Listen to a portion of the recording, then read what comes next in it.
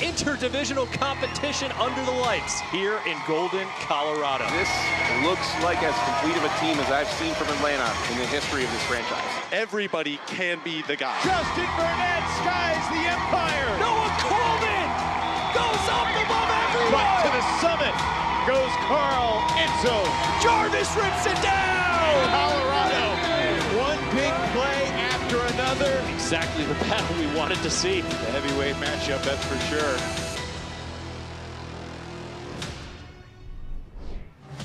Let's power it up here in Golden, Colorado. Picturesque conditions and an absolutely gorgeous evening for Ultimate here in the Rocky Mountains. Red Rocks would be a nice place to be, but we are set for the Power Up pregame show from Marv Kay Stadium at the Colorado School of Mines. Tonight, interdivisional action, the Atlanta Hustle and the Colorado Summit. We welcome you, Evan Lepler with Ian Toner and Chuck Kindred. This has been the type of game that we've been looking forward to all season long. Two teams that have had great wins throughout their journeys. They also are teams that are looking to kind of make a statement. Let's start with Atlanta. They're the visitors. They got to win over New York. The Empire, by the way, are in trouble right now on WatchUFA.tv, trailing Boston 16-14. It looks like New York's going to lose for the second time this season. You watched Atlanta play New York earlier this month. New York had this invincible air to them, and Atlanta took that away with authority. I mean, they snatched New York's invincibility quickly 4 weeks ago. Yeah, I mean, the South isn't hearing anything about, the invincibility of anybody. I mean, the South is a tough place to play. They come in with swagger. I think this Atlanta team, when you watch them play, they just have a lot of confidence. Doesn't mean they're going to win every game, but they certainly believe they can win any game they're in with anybody. And I just think they got good athletes. They got a couple guys that are really fun to watch attack with the disc. And, I mean, Burnett on defense doesn't hurt either.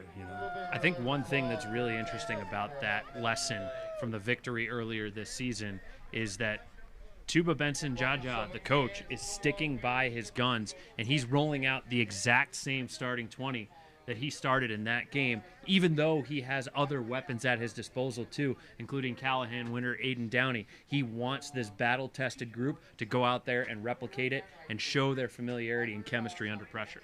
Justin Burnett won the Callahan Award last year. He's ascending towards superstardom. He got a block on Jack Williams. He got a block against some of the other top players of the Empire, skied a pair for a score. This is a guy that's just scratching the surface, and he's already an all-star. Yeah, he's still developing and completing his game, I think. And, even without all the maturity and some of the decision-making isn't always there, look at these plays. I mean, he's going up and dunking on Ben Yacht. Like, I've never seen anybody do that, coming off the backside and just making plays like he can do.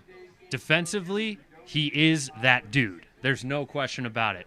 It's the offensive phase of the game where he's still really trying to grow. And it's interesting because talking to Benson-Jaja this week, he's pushed all of his players to be publicly accountable in group team discussions about, hey, what are my goals for myself when I'm out there on the field? What can I do?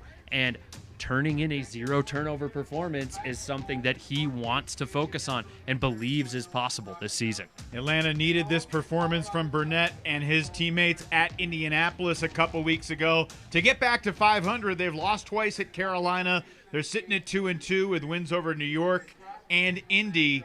And tonight's a turning point game for sure. They got the Austin Soul at home next week. This Colorado team is in a weird space compared to everyone else in the league because they've only played twice. They played well against Seattle here in Golden. They really got humbled a little bit, I think, against Salt Lake. The Shred came in and really kind of pushed them around from an ultimate standpoint. And now this Summit team staring 1-2 in the face. They're at Oakland and Salt Lake next week. This is a strangely really urgent result that they need to get tonight. Well, I kind of put Chuck on the hot seat at the end of our last broadcast against Salt Lake. We were talking about the gauntlet of elite teams in the league and the schedule demands that were coming up for Colorado, and I kind of asked, somewhat rhetorically but also unfair to you in the moment, hey, is Colorado really an elite team?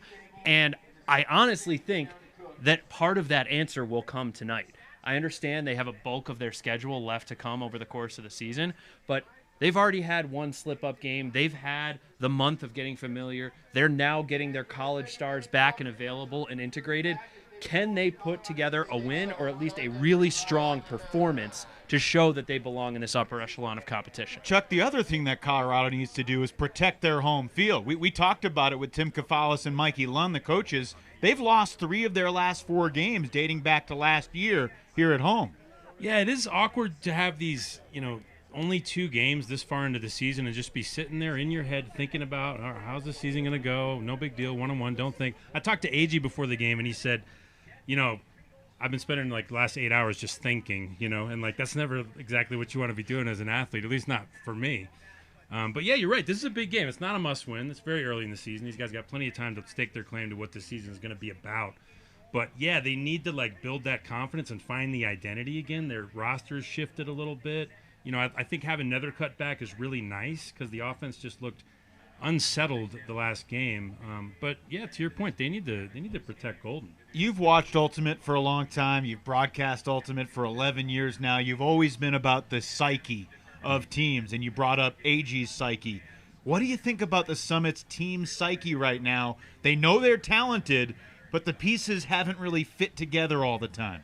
Yeah, they're getting a couple of guys off college nationals, which helps, and I think they're going to plug those guys in and get some of that swagger because they had some good tournaments. But I mean, what I see is just there's a lot of talent, there's a lot of fun and love on the team, and they enjoy playing. They center on joy. That's one of the things they talk about on the Summit. But yeah, it's just not quite grounded. Their identity has not rooted. They're bringing new guys in, and it kind of goes up and down a little bit. I was talking in the Salt Lake game about Atkins. It's I love Atkins, and I think he's probably their best player. But he's a little up and down. He's not a guy that, if I was nervous, I wouldn't want to look at, oh my gosh, we're looking at goats right now. Yeah, there's a petting zoo here, apparently. They need more goats and less Atkins drama, you know what I'm saying? But yeah, I just think it's hard to find good leaders, and sometimes the best leaders, I got the chance to play for this guy, Nate Miller, who may not be the best player in the world.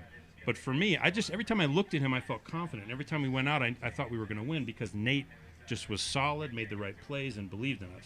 Let's talk about an X factor for this Colorado team. Noah Kuhlman was a great defender a year ago. They moved him over to offense. He's been incredibly impactful through the first 2 games. What do you want to see from Kuhlman tonight, Ian? There's no doubt that he can make the play defensively. We've started to see this year when you put him in more high-volume O situations, he can be trusted.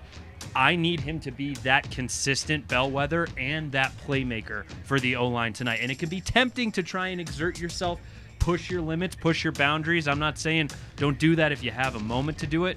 But after a performance like the O-line had against Salt Lake, you need him to be a consistent playmaker. Right, and he came out and put his stamp on that game. They didn't end up winning that game, but that play at the end of the first quarter was goodness. Welcome to the Noah Kuhlman show kind of moment. But yeah, I was talking to Nethercutt before the game. He said, obviously this guy's incredibly talented and has been making big plays, but there is a consistency that is starting to emerge. I mean, we'll see, because he might catch Burnett. He might just have to look it right in the eyes and see what you can do. There are a lot of spicy matchups in this game. We'll get into it as the evening progresses. I mean, Atlanta was confident going into the New York game because they feel like they have the athletes to not just match up with the Empire, but to win battles in the air against the Empire. Colorado's got a lot of those horses too. It's interesting when you think about how Colorado uses its size. Yes, you've got your Sandy Browns, your Chris Wards, your Nick Schnuskas, another bevy of big guys who are active or inactive tonight. But they don't always use it in the downfield position. Yes, they use that to get those big balls. They also use it defensively on the mark to challenge throws at the point of attack. So think about how they deploy that size and how it comes into effect over the course of this game. All right, we're going to take a quick timeout. We'll come back and look around the league on a huge Friday night, part of Week 6 in the Ultimate Frisbee Association. This is the Super Series.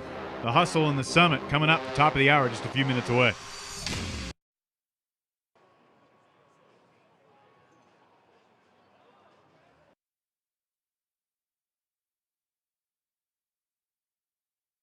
Uncompromising.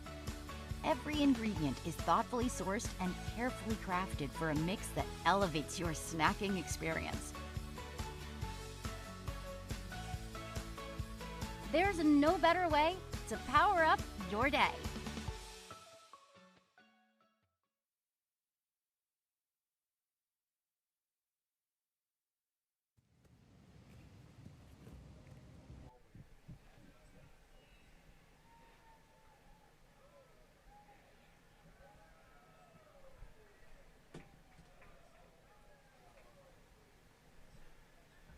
Well, we are getting set for the opening pull. A few more minutes here on the Power Up pregame show at Marv Kay Stadium.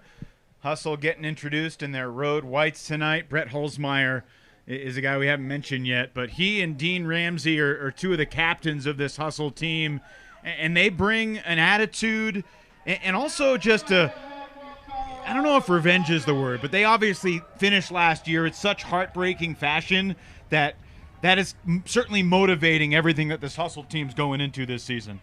Yeah, it's interesting. I was talking to Tuba about the South, and I talked to Nethercut about it too. I talked to a couple people playing the South. It feels like it's different. It feels like the rivalries are deeper. It feels like the animosity between rivals just runs thicker. And I thought it was interesting. Coach Tuba said that it's kind of nice for them to get out of the region and just get away from that maelstrom that the South Division has been. And yeah, it'll be interesting to see what they bring today and see what kind of physicality they can impose against this Colorado team. I think this Colorado team is prone to being bullied a little bit. They tend to shrink a little bit when you get physical with them, and certainly Atlanta's going to do that. Well, the games have started around the UFA. The New York Empire lost at home tonight for the first time since June of 2018. We got a couple other close games. Carolina and Austin, a 1-point game at the half. The Soul have a lead. Madison has a 1-goal lead in Chicago. All these games available on WatchUFA.tv. And obviously, we got a pretty big one tonight here on YouTube and WatchUFA.tv. Final thought before we take a quick break to get set for the Open.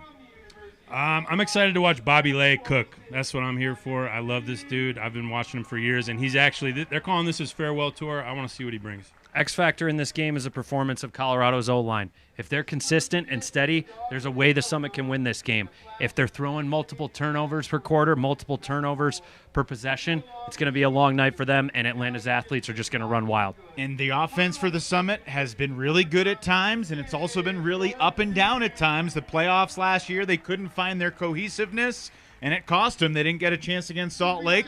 They lost here at home to Los Angeles. So tonight, an opportunity for both Atlanta and Colorado to make a huge statement as we wrap up the month of May in the UFA. Cuteness everywhere, but intensity in between the lines. The Hustle and the Summit are coming up here in the UFA Super Series here in Golden.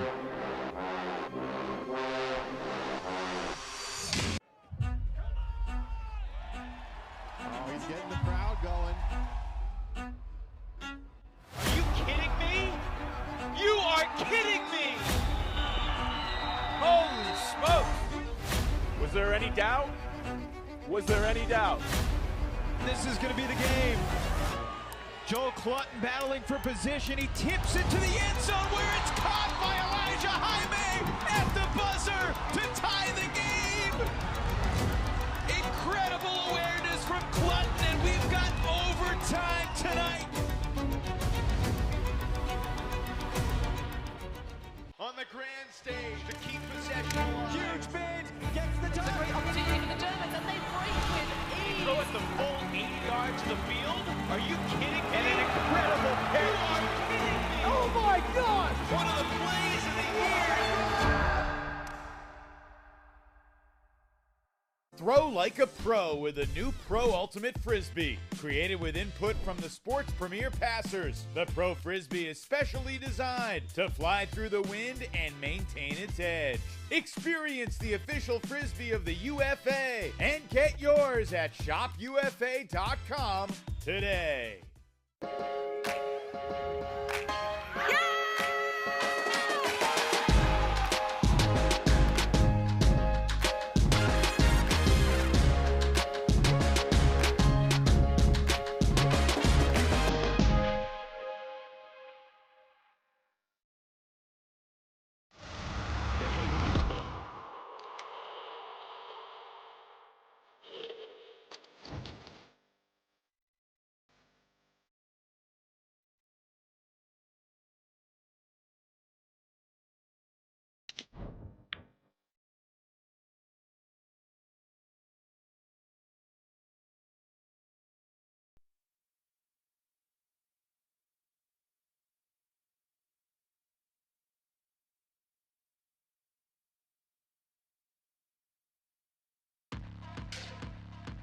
Earlier this month, the Atlanta Hustle delivered a Super Series statement against New York, halting the Empire's multi-season winning streak with a brilliant all-around performance.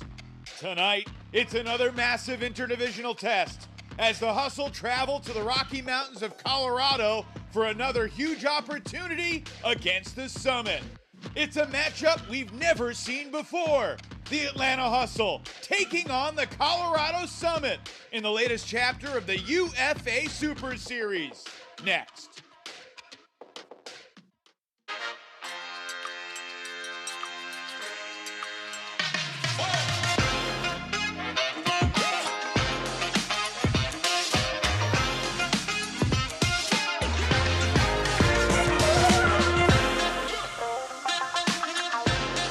Welcome you to Golden, Colorado, elevation 5,600 feet. We are a mile high and loving life. The vibes are immaculate. And we got a tremendous matchup in the UFA this evening. Free Friday Frisbee featuring the Atlanta Hustle and the Colorado Summit on the final day of this month of May. We'll flip the calendar to June tomorrow. Very busy night across the league, but we've got our eyes on these two championship contenders. Welcome, everybody, with Chuck Kindred and Ian Toner. I'm Evan Lepler. When the schedule came out back in the winter time, this was one that we circled immediately. Now we're moments away. Ian, what's foremost on your mind? I want to see how this Colorado program responds after a really adverse experience last week. Their last time out against Salt Lake, really struggling to perform at their best. I'm going to jump in. So I think, it's an interesting matchup. Atlanta's on the road, so it's tough to jump in on the road at altitude. Everybody who's come here has struggled with it. We'll see what kind of intensity they bring. Colorado is a tough out at home. The only team that's really given them trouble consistently is Salt Lake. So the Atlanta Hustle are 2-2, and Brett Holzmeyer is an incredibly impactful player. When he's on the field, he changes the geometry of the field for both teams. Yeah, it's interesting. It's kind of like you see some of these uber athletes, and when they're on the field, it looks different. There's different spaces to attack. His size and his skill with the disc, some of the little short ball stuff that he can do is great, but look at him go deep. With his size, with his awareness, great field sense, great throws. It's like you kind of got to pick your poison. You're going to let him go deep. You can't let him go deep. Look at how big he is. But if he comes under, he's going to slice and dice you, with his throws. So, yeah, he's a really tough matchup. I think Colorado's got some size, but I'm not sure they have anybody who's going to really bother him. And for Colorado, Alex Atkins is such a critical player for the Summit. He did not play well against Salt Lake. He was the first to acknowledge that. Ian, what do we need to see from Atkins tonight? I think Atkins is most comfortable when he's initiating downfield and able to be that dynamic threat who can challenge the deep space, be that connective tissue between the handling core and the rest of the receiving core. If he can play within himself in that space, I think that's going to spell success for him. I have faith in his ability to have an awesome bounce back game. There's no question that he has the skill set to be an elite player at this level. Yeah, he's got the confidence, too. Like, I always struggled when I had a bad game. I would kind of lose confidence. I don't think he's really like that. He believes in himself, sometimes even to a fault. So I expect him to bounce back and come out here and show you what he's made of. Well, one of these teams is going to walk out of here with an above 500 record, and the other is going to head into a really tough Week 7 matchup with a huge sense of urgency. Atlanta pulling as we get underway, and great hustle to prevent that disc from rolling out the back.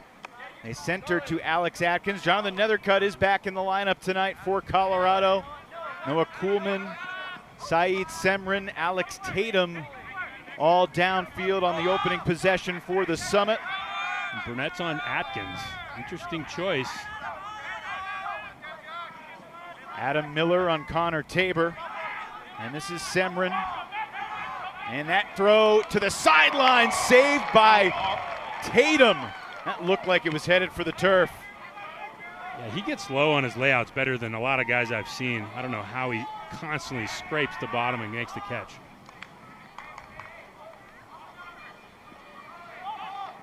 Hustle thought about a double team, but Jakeem Polk went with Semrin instead. So it's Burnett chasing Atkins. Now he rolls on to Kuhlman.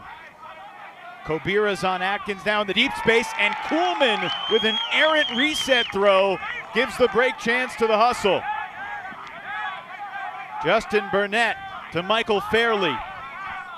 If there's one thing that Tuba Benson Jaja is confident in with his team, it's the defense and their ability to convert. It was one of the weaknesses last year. They worked on it incessantly getting ready for the season, and they now feel that it's one of their strengths, particularly with Adam Miller in the lineup, quarterbacking this D-line charge. Daring throw, and into the end zone goes Miller. It was McClamrock with a little cheeky dish, and Atlanta breaks 99 seconds in. Yeah, shaky start from Colorado. I think the Burnett matchup makes guys nervous. You could see Kuhlman saw who was on him and just turns, and the disc just kind of sticks. Great layout here from Tatum to keep this play alive. But unfortunately, it didn't matter. The around just out of sync. And we saw some of this against Salt Lake as well. So nice start from Atlanta. I mean, you can see how confident these guys are out here. They're not worried about winning this game. They know they can win this game. And I think if you're Colorado, you need a guy like Nethercutt to really kind of take over, really calm this team down. And, you know, we'll see if he can do that. Look, a turnover is a turnover. I'm really chalking that one up to just simple execution. I feel like Kuhlman knew what his look was. He was squared up, and the disc just hung on to his fingers for an extra second. It's still a turnover at the end of the day. I'm not panicking just yet. I feel like that's a progression of looks that they expected, and this group can still go out there and say, hey, Goldfish, short memory, let's execute like we did for the first 97 97% of that point. Exact same lineup on the field, and beginning this point deep in their own end zone.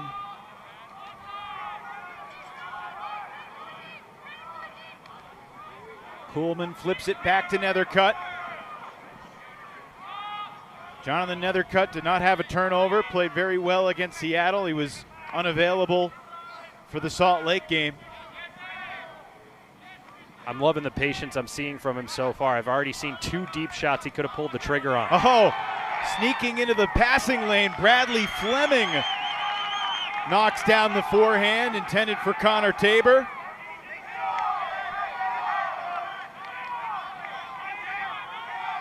Atlanta having its way early, looking to begin the game with back-to-back breaks.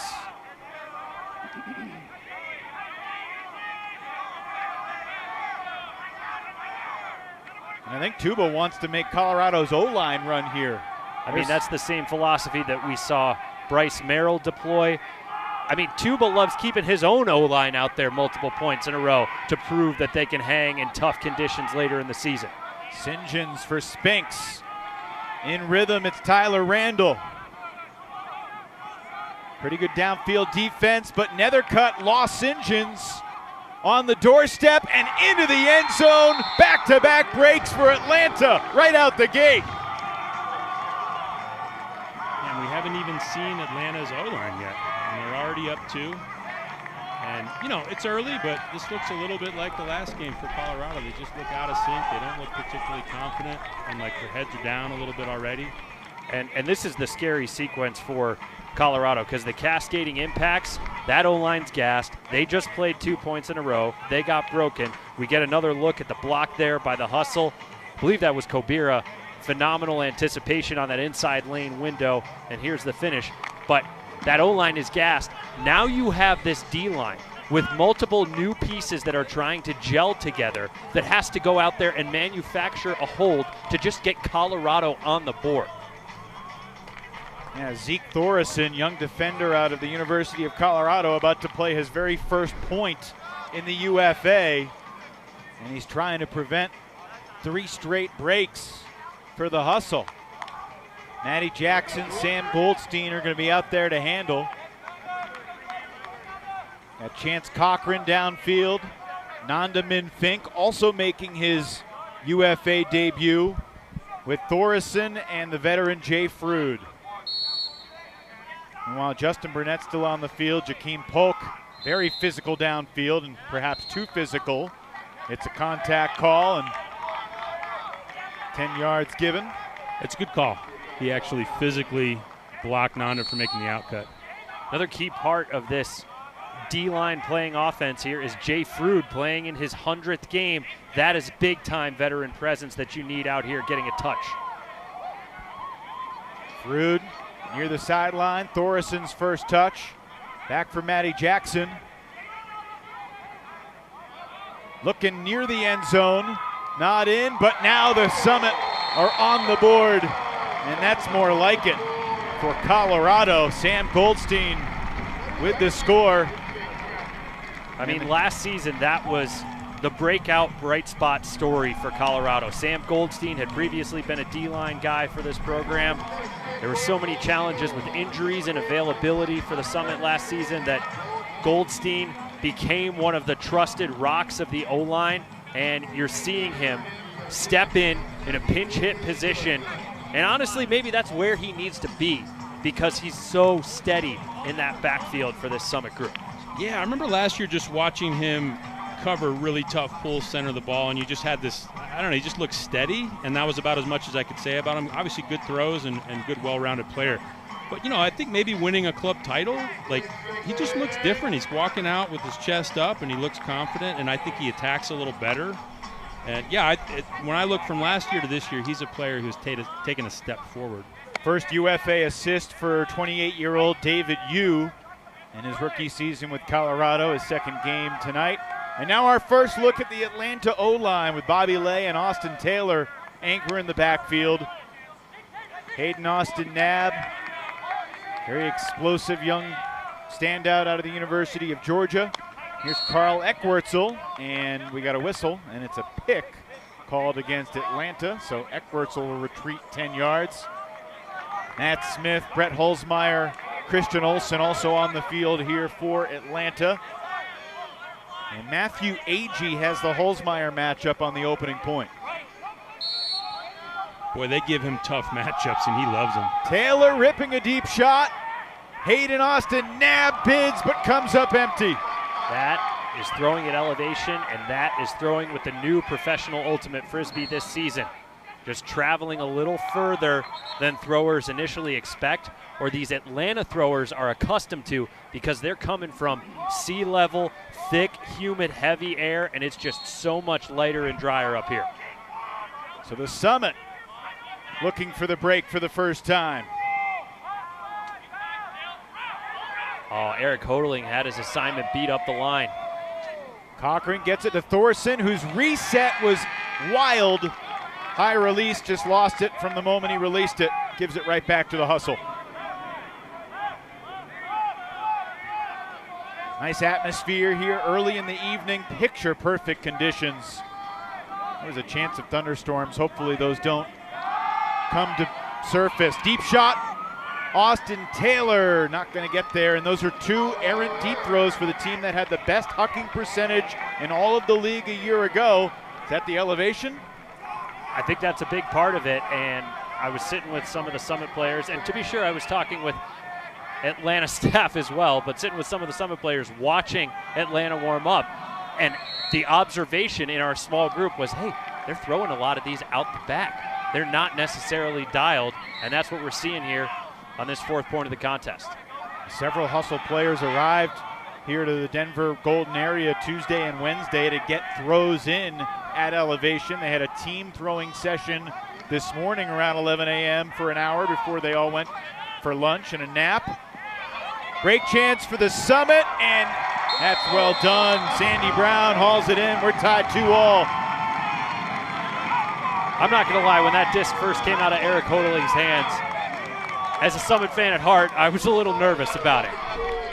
It had that inside edge exposed up in the throwing direction where it was going, as we get a look at the pucks going too far, the turnover there from Thorson. But when Hodeling, he knows how to manipulate this disc at elevation. Just enough touch on it and just enough float to leave it up on that shelf. Any kind of wind, any different conditions at sea level, that throw's not going to work. But it does up here, especially when you got a big man like Sandy Brown chasing it down.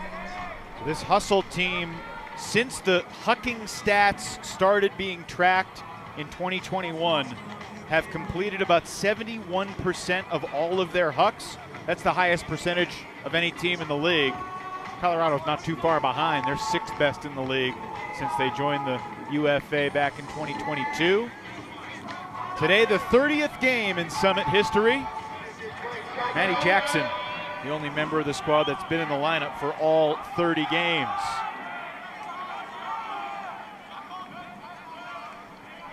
Matty Jackson's dad flew out from Memphis just to watch the game. Fairley versus Frood. Jostling for position, and Fairley, maybe simultaneous with Frood, came away with it. The foul's going against Colorado. Incredible play from Fairley as he just hit the turbo button at the last moment. That was crazy. I mean, Frood ran around him, got position. It didn't matter. I mean, Fairley's a big boy. Look at this. Just somehow, without going through, just reaches around, makes the play over the shoulder. Looked like Fairley probably got first touch. Hard to tell. Fairley taking an injury substitution. Hayden Austin-Knabb will replace him. Big tree fall hard, man.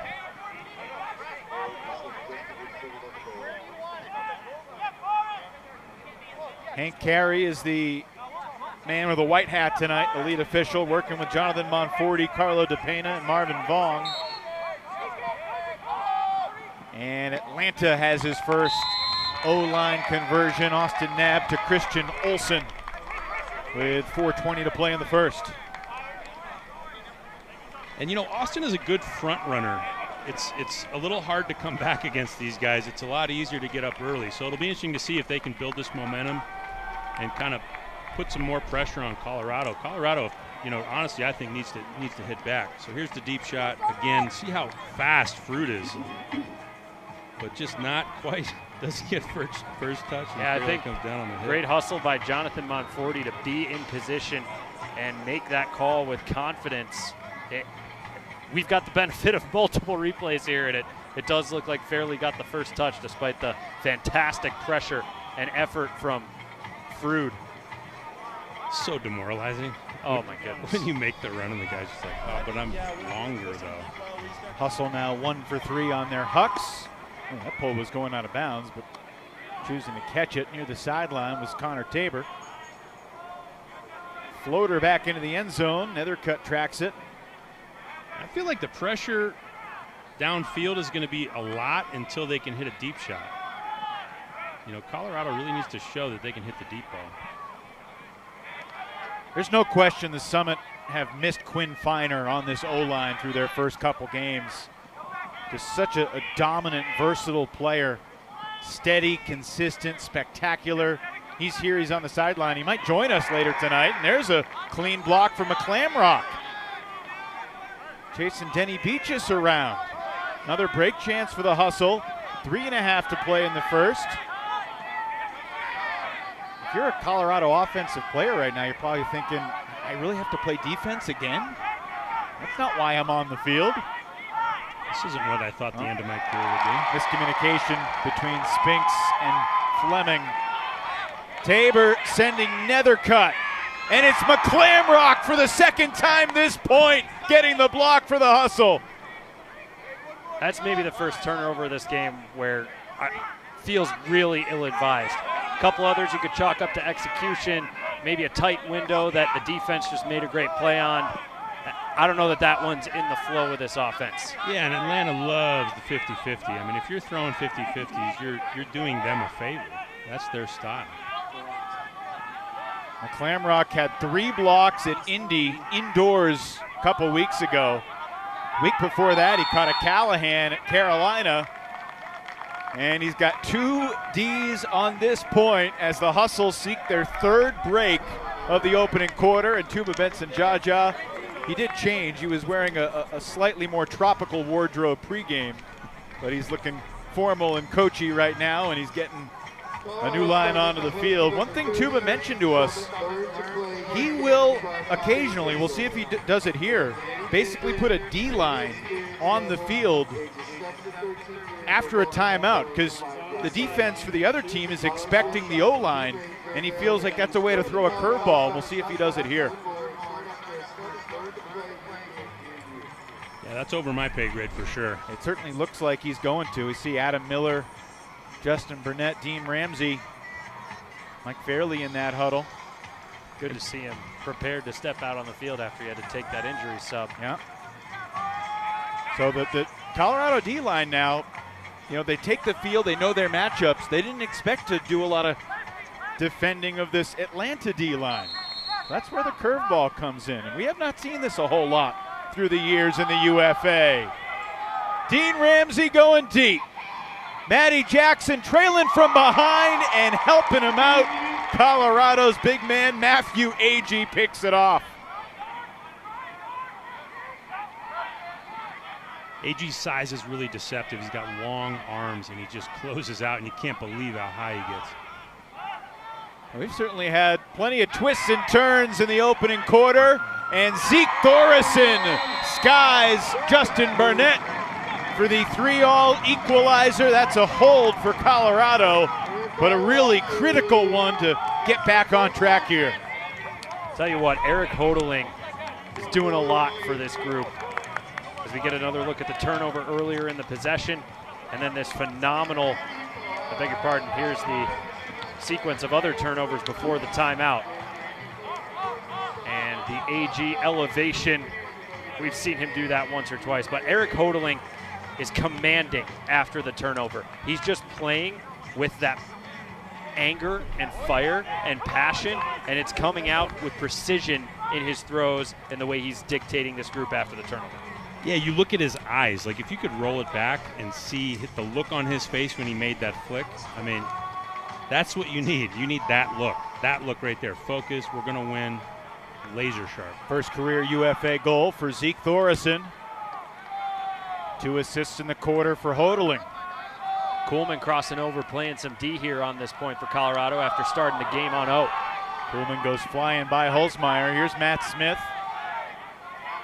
Seth Ferris on that mark, and now Christian Olsen just shy of midfield. Miscommunication. Holzmeyer was going deep. The throw came under. It's a gift of a turn for the Summit, and Kuhlman sending Frood. Cross-field diagonal shot with too much on it. Yeah, you could see Kuhlman's eyes when he picked that disc up. He immediately was looking to shoot. Got athletes on this team. Jake can make plays. After the quarter this group has had, is that the throw you need?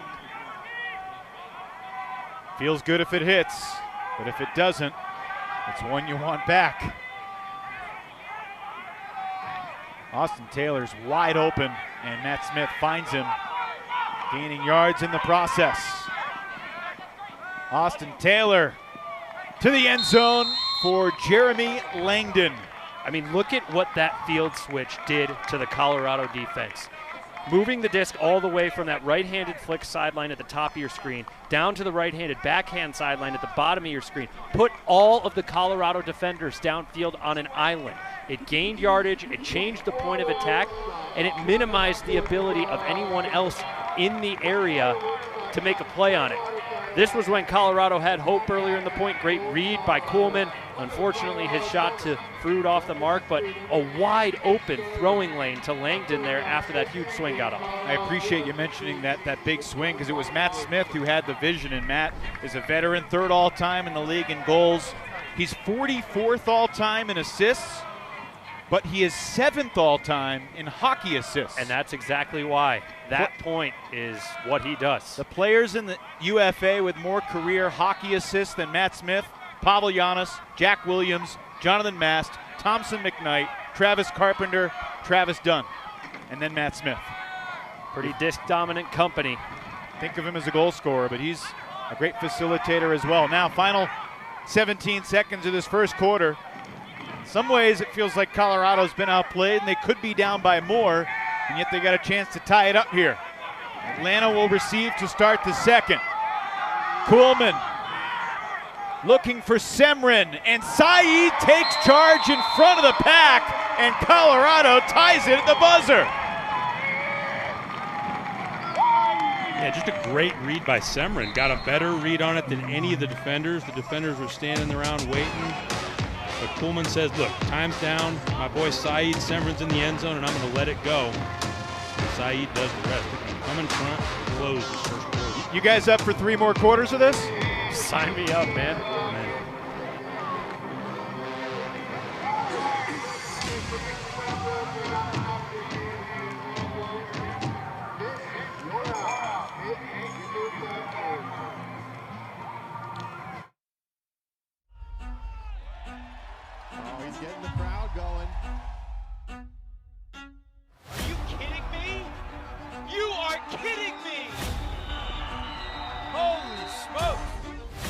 Was there any doubt?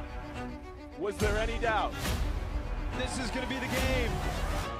Joe Clutton battling for position. He tips it to the end zone where it's caught by Elijah Jaime at the buzzer to tie the game. Incredible awareness from Clutton, and we've got overtime tonight. On the grand stage to keep possession alive. Huge bid, gets the time. Great opportunity for the Germans, and they break with ease. Throw it the full 80 yards to the field? Are you kidding me? And an incredible catch. You are kidding me. Oh my God! One of the plays of the year. Throw like a pro with a new Pro Ultimate Frisbee. Created with input from the sport's premier passers. The Pro Frisbee.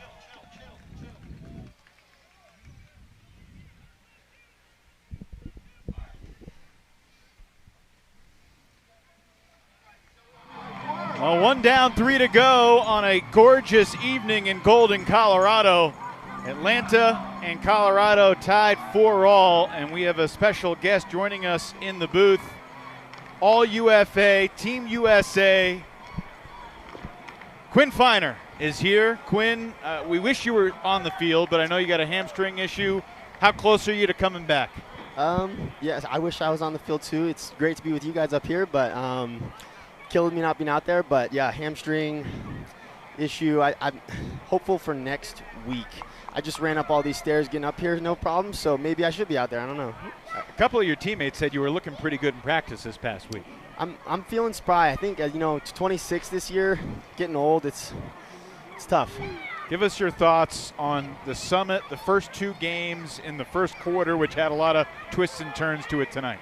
Yeah, I think, the season is so young for the Summit right now, and, experienced some adversity last week, but, just getting the nerves out, getting the playing legs under us, and I think, we're gonna find our stride here in this second quarter. This pull looked like it was out of bounds the whole way, and it nearly came back, but it will soar too far, and it'll be a hustle possession starting at the brick mark. We're here with Quinn Finer, all UFA a year ago, made the USA national team this past spring. What did that mean to you to cross that off your checklist in terms of an ultimate accomplishment? Yeah, I mean, it means the world to me. I mean, it's been a life goal of mine for, since I started playing, really. And I'm just so fortunate to be, a part of that team and to be with all those really, really talented players. You get an imposter syndrome every once in a while when you're out there with those players practicing. It's like, well, I'm not good enough to be out there with these guys, and there I am. So it's awesome. It's amazing. Looking forward to watching you compete in Gold Coast, Australia, at the end of August, beginning of September. I know you got a trip to the Netherlands coming up to play Windmill with USA. That's going to be fun. Meanwhile, we got one of the best matchups, frankly, we've ever had in the Ultimate Frisbee Association. These 2 championship contenders that have never played against one another before. Tubi Benson-Jaja said to me before the game, look, we could play Austin or Dallas or Houston and maybe get another couple wins, but these are the games that everybody really wants to play. Yeah, I mean, we're so fortunate to be able to play out of division these days. It was so fun last year playing out of division against New York and, getting, top tier matchups that we usually don't see. Bobby Lay's crossfield shot smacked down by David Yu. New member of the Summit, and Tim Kafalis was singing his praises as a defensive impact player. Now, going the other way. Multiple cutters near the sideline and unable to bring it in bounds. Chuck, we've seen the Summit struggle with that deep shot so far tonight. Right, and if you can't hit the deep shot, you wind up getting a lot more tension and tightness around the disc. Looks like AG might have gotten shaken up on the bid there. Yeah, I think we're seeing both teams struggle with those touchy deep shots with the new disc. I think it's going to be a thing all year long. I think it's going to take more than a season to adjust to it. And for Atlanta coming to altitude and throwing the Aria, it's far different from just throwing an Ultra Star, especially when you're in game. What are the biggest things you notice? I mean, yeah, so like just the huck we just saw, it held its edge and tailed out of bounds, where as an Ultra Star probably would have flattened out and tailed the other direction. So for disc golf people or disc savvy people, it's more overstable. It holds its edge, and in general, it just sails farther. As we see another huge deep shot just go sailing. Semren versus Hulsmeyer, and it's Brett Hulsmeyer who blocks him out like an eclipse. That's a big fella. Christian Olsen catches the easy floater, and Hulsmeyer hobbling a little bit as he walks off the field, but you bump into Saeed Semren, you could wear it for a while too. That can sting. Yeah, I think if Saeed guards me at practice, I walk off with an injury about every single time. That dude is a freight train out there, and watching him improve as an offensive player this season has been absolutely incredible. I haven't been able to play with him yet really on the field, which is a huge bummer, but watching his growth as an offensive player in the backfield is really, really fun to watch and really impressive. Quinn, before we let you go, the vibe of this Summit team, you mentioned it's about to be a crazy stretch. You've only had 2 games in the first 5 weeks. You got 10 games in the next 7 weeks, including 2 next weekend at Oakland. They beat you last year. At Salt Lake, they beat you twice last year. What is going to be the key for Colorado to come together and reach your potential? Because we all know there's a ton of talent up and down this roster. Yeah, thanks for reminding me about those losses. It's really us focusing on us. We know we have the talent to literally beat anybody in the league. We just have to focus on us, play for each other. Me and Mike Lund have been saying, we got this saying, it's from an anime called Gurren Lagann that we love, and we got this saying, it's believe in the you that believes in me. And basically what that means to me is, like, even if you're not having your best day, even if you're not believing in yourself 100% on that day, you got 19 other dudes on the field that believe in you and know that you're going to succeed. So really focusing on ourselves and getting the season underway here. I like that. That's cool. Crossfield Scuba.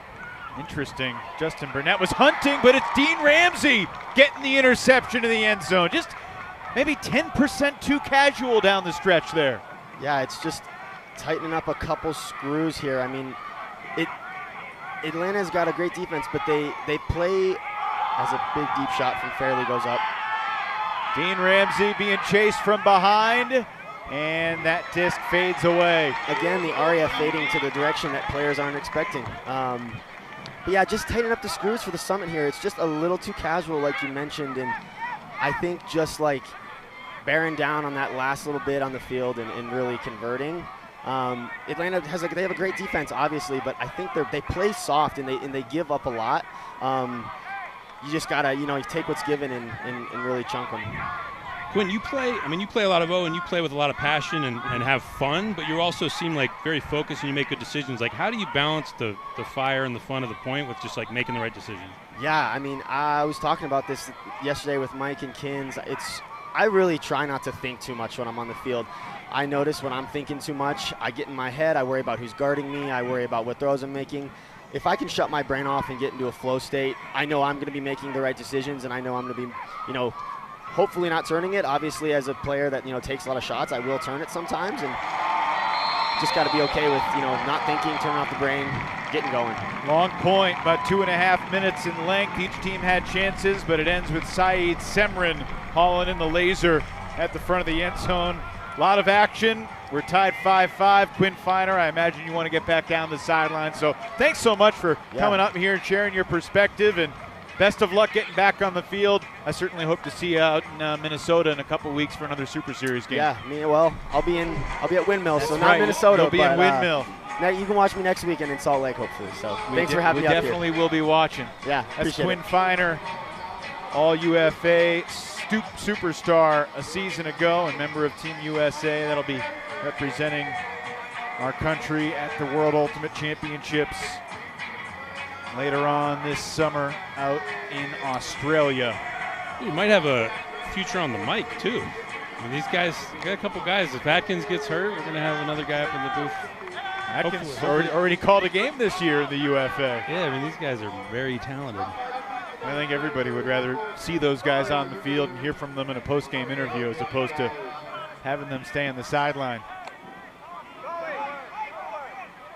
So Atlanta beginning this possession in Callahan country. Hustle jumped out 2-0. If you joined us late, back-to-back breaks of Colorado's O-line. But the Summit responded. Got the buzzer beater at the end of the first from Semrin to tie it up. And Atlanta moving the ball back and forth, looking for that deep shot. They're very patient. They'll move it back and forth, play the small ball, constantly keeping an eye on those deep looks. So as a downfield defender, you have to be very disciplined in these moments.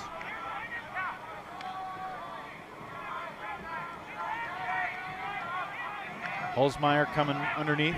Seth Ferris has that matchup this point, at least at the moment. Matty Jackson spent a lot of time chasing Austin Taylor around. Matty used to play in the South Division, of course, with Dallas.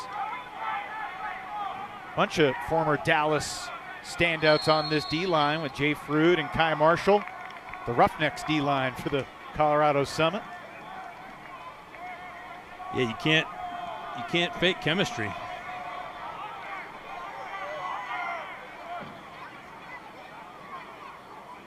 So Eckwurzel will have it right on the goal line after the foul, and the lefty backhand for Holzmeyer, and it's an easy Atlanta score.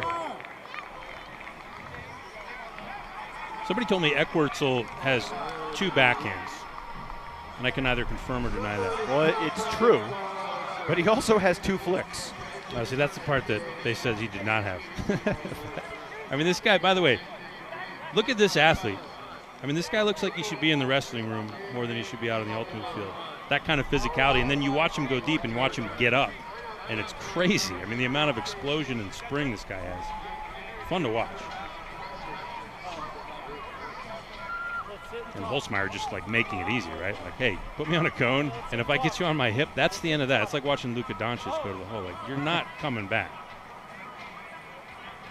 About 5 minutes to go here in the first half. And every time we get one of these wide shots, you just admire the scenery. I mean, I was walking up here hour and a half before first pull, and I just kind of had this moment of just, I was overcome and stupefied. This is our office tonight. This is how this league has grown. You guys both live here. We get this backdrop for this unbelievable competition. What do we do to deserve all this? I love this part of you, Toner, honestly. Atkins absorbs the contact and then throws to Kuhlman for the score. Especially without Quinn Finer in the lineup, Atkins and Kuhlman are critical cogs in the Colorado offense. Yeah, and it looked like there was a lot less thinking there, right? Like the last question we talked to Quinn about, like I mean, he just always does the right thing, and he says, like, I just try to get to my flow state, stop thinking, fall back on your training, you know what to do. And that just looked like an easy O point. We're just playing catch. At the end of the day, this is a simple game. And when these guys just relax and play catch with their buddies, they score. But you guys both played this sport at a really high level. And while Quinn can say, I just get into my flow state, he is outrageously talented. When you got pressure defenders like Justin Burnett and Matthew Agee and Matty Jackson in your grill, it's a little more difficult than he makes it sound. I mean, you stole my thunder there, because I can count on one hand the number of times that I actually got into flow state when I was playing in a meaningful game. And I think Quinn is exceptionally talented at getting there more quickly, efficiently, and reliably, and having that presence and that state imbue confidence to the rest of the group around him. Yeah, he's a guy you can key off of. And, I was a nervous player, and I was very good at the lower levels of the sport, But, yeah, my flow state had a lot to do with playing fiddle on the sideline. Hayden Austin Knapp shoots it for Holzmeyer. Agee giving chase. Goldstein giving chase. Front of the end zone. Holzmeyer rips it down. Brett Holzmeyer is in charge here in the Rockies. That was beautiful to watch. I mean, Holzmeyer, he's the big easy, He just kind of trots down there. The disc is in the air. Checks his time. Checks what time it is. Yeah, still got plenty of time. And here comes 2 elite defenders. Agee with the long arms, getting position again. But just like with Fairley, I'm bigger. I'm longer. Agee went up first there and maybe went up a smidge too early, actually. Yeah, you pick your poison with guys like Holzmeyer. I mean, very intelligent. Never lost track of the disc. But kind of like Quinn was saying, it was tailing off a little bit away from him there. And it might be, he might have actually misread it, but with his size, you still have to close out. mean, it's just such a thankless position to draw that assignment, right? You're a hero if you somehow get the block, and then when you get put on a poster, you just need to do the walk of shame back to the sideline. Hey, we've all done it, man. We've all done it. Good pull, and Colorado's going to be in a tough spot to start this point. Saw Trenton Spinks get a Callahan, the Super Series game, off Elliot Chartock's hands in this similar position. Cross field, and Burnett got a piece of it. Beaches thought he might have had it, but the official says no, so that's another block for Burnett. And a red zone chance here for Atlanta. And you can't really throw that hammer any better. But it just doesn't matter. Burnett's there. Fairly to St. John's, and Atlanta breaks again. They're back up by 2. Listen, this was all preventable. Colorado put itself in that position without having multiple people there to support Connor Tabor to field that pull. It's no surprise that people are going to throw aggressive, deep, blading pulls that are going to be challenging to deal with. We've seen other teams, and even the Summit have practiced, hey, let's get more guys back than normal to make sure that we're in a good spot. And because Connor Tabor has to pick up that disc and bring it in play on the back line, his options are so limited. When Justin Burnett's lurking, odds of a turnover are higher than ever. This was preventable for Colorado's offense. Well, and also great pulling is just so massively underrated, I feel, in this league. Like having someone who can drop it on the back line and have it roll out. I don't know why every team doesn't substitute a little athleticism for great pulling. Summit down by 2 again. Colorado has not led yet in this game.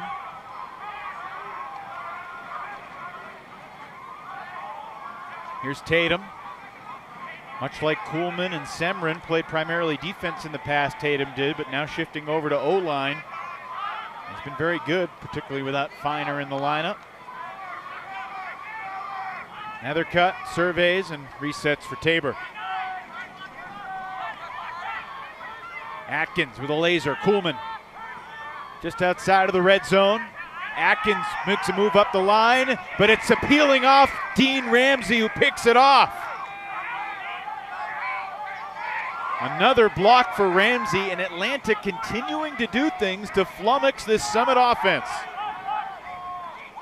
But that's not going to work. Saeed Semrin gets the block. Miller thought there was contact, doesn't get the call. Good pivot by Tabor. Did he airmail it? No. Tatum runs it down, and the Summit, after living dangerously on that point, gentlemen, back within 1. Yeah, they're their own worst enemy, aren't they? I mean, they really get a little too careless, and Atlanta's just, I mean, they're just like sharks right under the surface of the water waiting for you.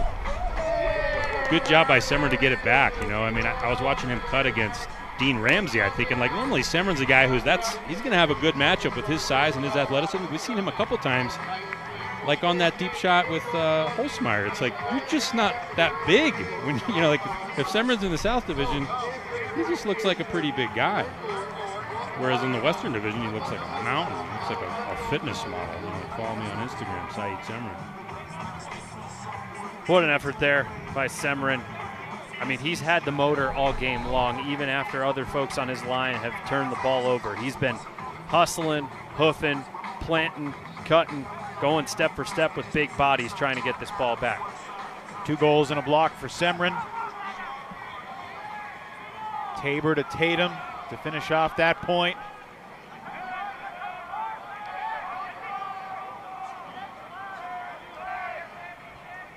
We got 1:35 left in the first half. Feels like we haven't watched this Atlanta offense do a whole lot tonight. I mean, it's been the hustle D-line that have been making the big plays. I know you were excited to see Bobby Lay cook. He's just been steady, kind of chilling out there. I know, Bobby, get it going, buddy. Come on, I've been waiting years for this. If anything, Hayden Austin Knabb has been the guy that's taken some shots tonight. 2 assists for Austin Knabb and a game high, or a team high, total yards. Jeremy Langdon turning on the Jets. Here at the elevation, Langdon's got the legs. Just a great hezzy deep cut there from Langdon. Cuts deep, fakes like he's coming under, a little touch on Sandy Brown. I don't even think he knew it went up, though, but the throw was so good. Holzmeyer put so much air on it. And, you know, the professional ultimate Frisbee, it just sits forever. I mean, it's crazy how long it sits, even at elevation. He sees something he likes the matchup, just puts it out there, and Langdon turns on the jets and closes out. Pretty nice throw from Brett Holzmeyer. I mean, he basically threw him open. I don't think Langdon even knew it was going up, but he was so open it didn't matter. I mean, the big thing about that I'm sure Tim Kafalis might dial in on in the post-game film session is where's the challenge at the point of release. He wants at least a little difficulty when you're getting ready to wind up and uncork that throw. And that's not to say that there wasn't a tough assignment before he got into that position, but somebody, whether it's his assignment or someone hopping into the lane, has to make that release a little more challenging, because otherwise he's just at the park warming up with his buddies and playing catch. It's a great point, and it was a straight vertical shot, too, like no angle. Just threw it right up the gut. I love how Beaches was coming back there to help with the pull fielding support on that point.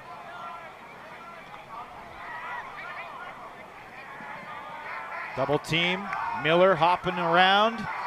Wow. Stall count rising, and this is going to be a block for Fairley, I think. Yeah. Oh no, Connor Tabor looked like he was shaken up, but he does pop up. Clock stops because the disc went out of bounds.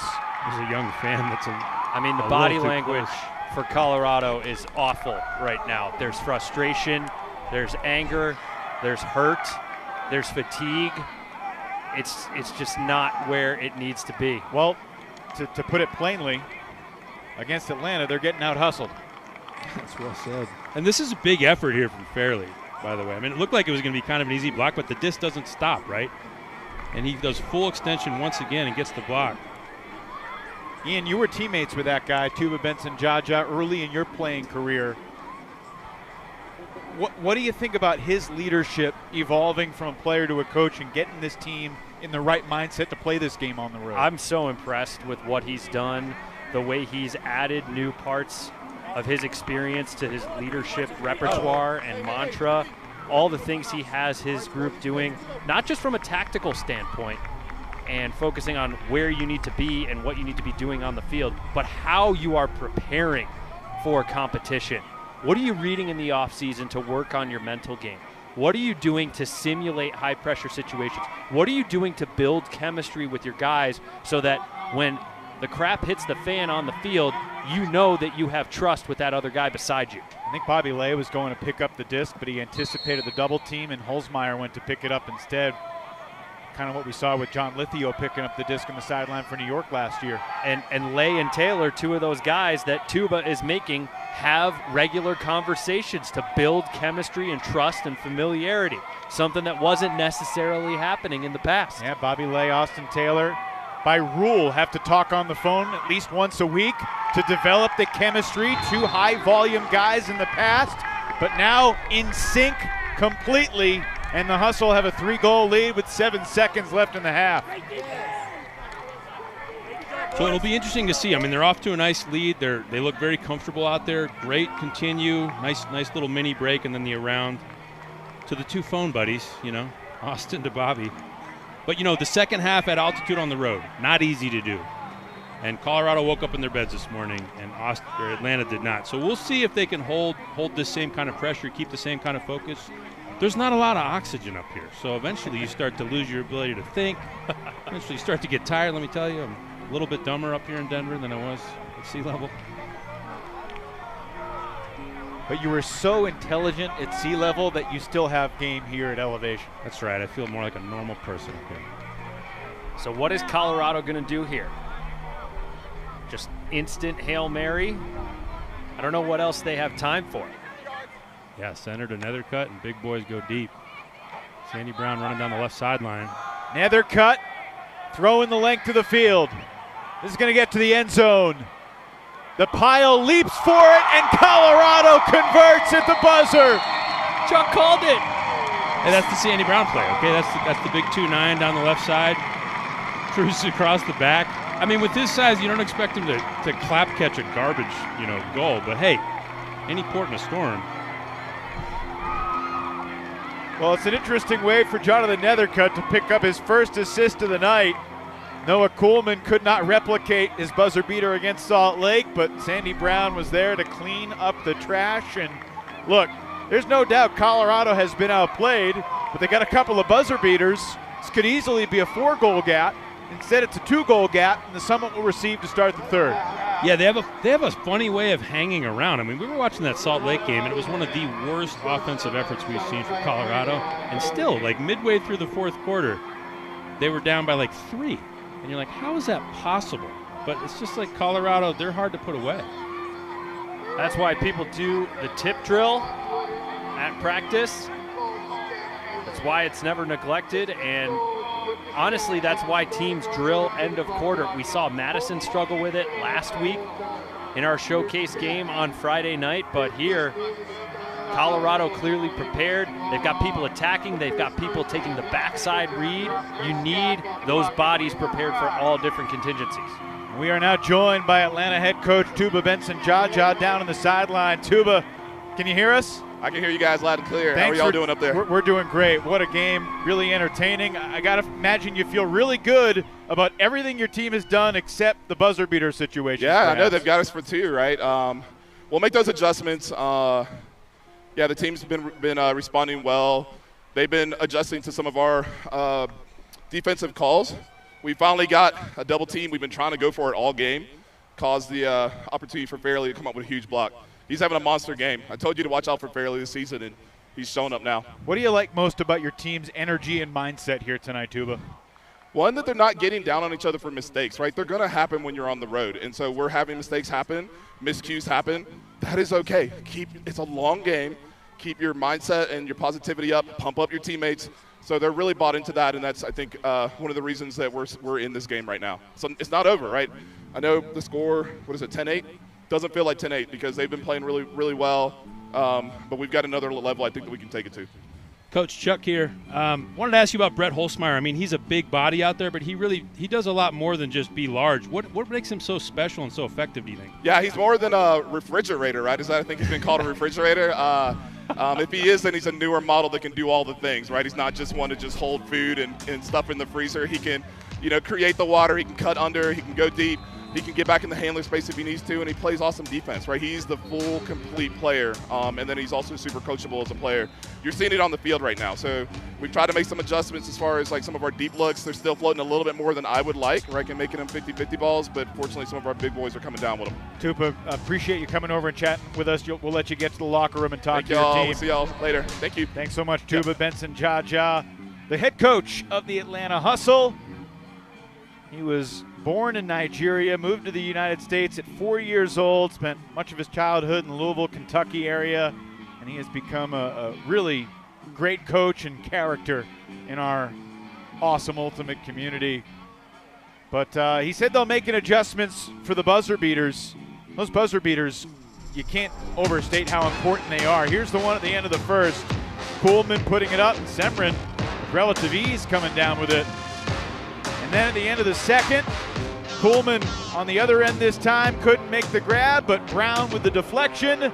That brings Colorado back within 2. It's Atlanta with a lead on the road here in the Super Series.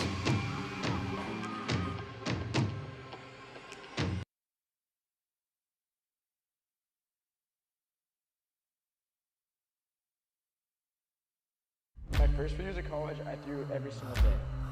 Of course you want to be a champion. Of course you want to be working towards winning titles. Be happy, but never satisfied.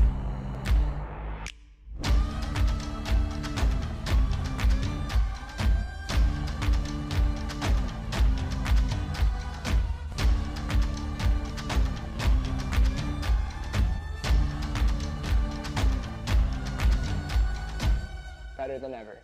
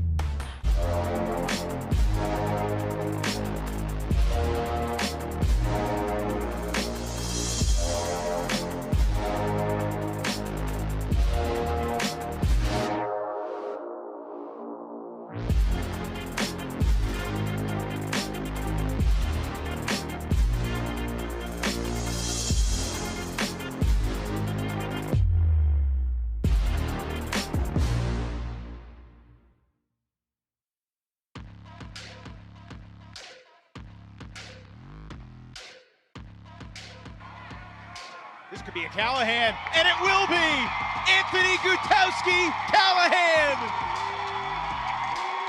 And boy, has that gotten the crowd into this game. The fans are out tonight despite the weather, and boy, did Gutowski give them something to cheer about there.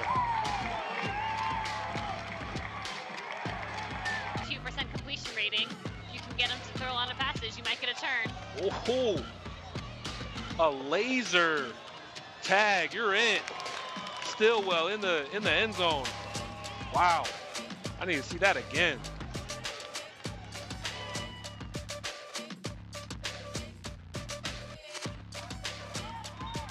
Colin Berry, Quinn Snyder, big targets as Klain rips it deep. Final throw of the quarter, and it's brought down by a tumbling Brian Vinoka. And the wind chill are back within one. And those are some of the demons that Madison has really been trying to fight off over the last couple of years. The end of the quarter. Double team. Now going up the line is Felton getting away from Mallard, who just isn't doing the job on those reset defenses.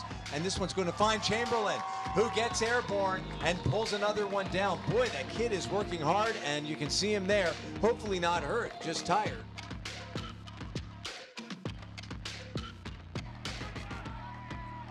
Here's Bevon underneath, and he'll take the shot. Mechanix chasing Snyder in the end zone. Oh, goodness! Quinn Snyder to the top floor. Skies Andrew Mechanix for the score.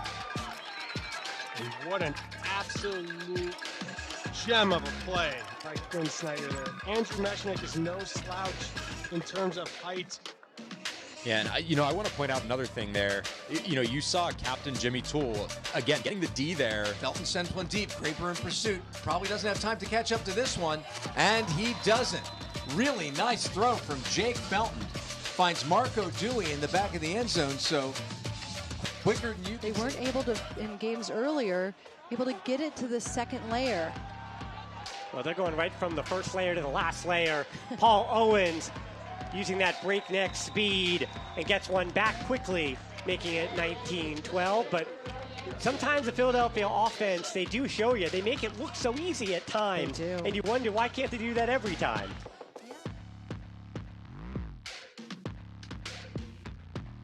Growlski does there. The big guy has to get long, but unfortunately a floaty throw into the middle of the field. And that one just ripped down by Nate Astrom. Astrom a full foot above everyone else. And this has got to be part of the challenge for them, is they've had to spend a lot of energy playing defense. Astrom lets it fly. Jesse Johnson, easy score, and Chicago up 4 early in the fourth. Astrom gets the exact throw he wants there. Seidenberger. Seidenberger sends it. Dylan Zarang finding some space. Zarang's going to have to box his man out. He goes! He skies for it! Good. What a score! Miss. He skied up above the Union defender for the goal. You can get a defensive. Oh, this one's unleashed deep. Graber's maybe got the best angle on it, but making a brilliant layout grab for the goal is Carson Chamberlain. I thought Graber had the angle, and he did, but that was before Carson Chamberlain went airborne and pulled this one out of the air for the first goal.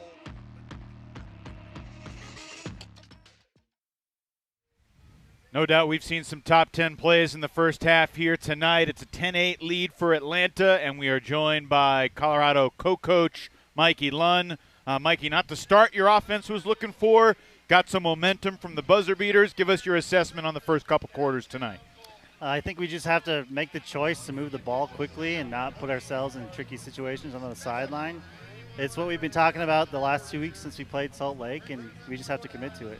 Mikey, another thing that you talked about a lot in the week leading up to this with us and with the group was winning the game on offense with your legs and not with your throws. How do you feel your group is living up to that objective so far? Yeah, it was definitely the main focus of our halftime talk and staying within the numbers so we don't have to run so much. It's just a choice. It's as simple as that. We just got to move. Hey, Mike, I was thinking about the offense and how the ball moves laterally versus vertically. Like, do you see something that's really clicking tonight, or do you see something that you want to focus on in the second half offensively? Yeah, same thing. Just with our legs, make good decisions. Read progressions. Really, we have to check down and not stare downfield, hoping something's going to develop. But Nuts playing super well. He's reading the field really well. He's leading really well. He's going to call some more sets for the this half, and I think good things will happen. Mikey, we appreciate you joining us. You can take the headset off and go to the huddle as we get started for the third quarter. Thanks so much. Thanks, guys.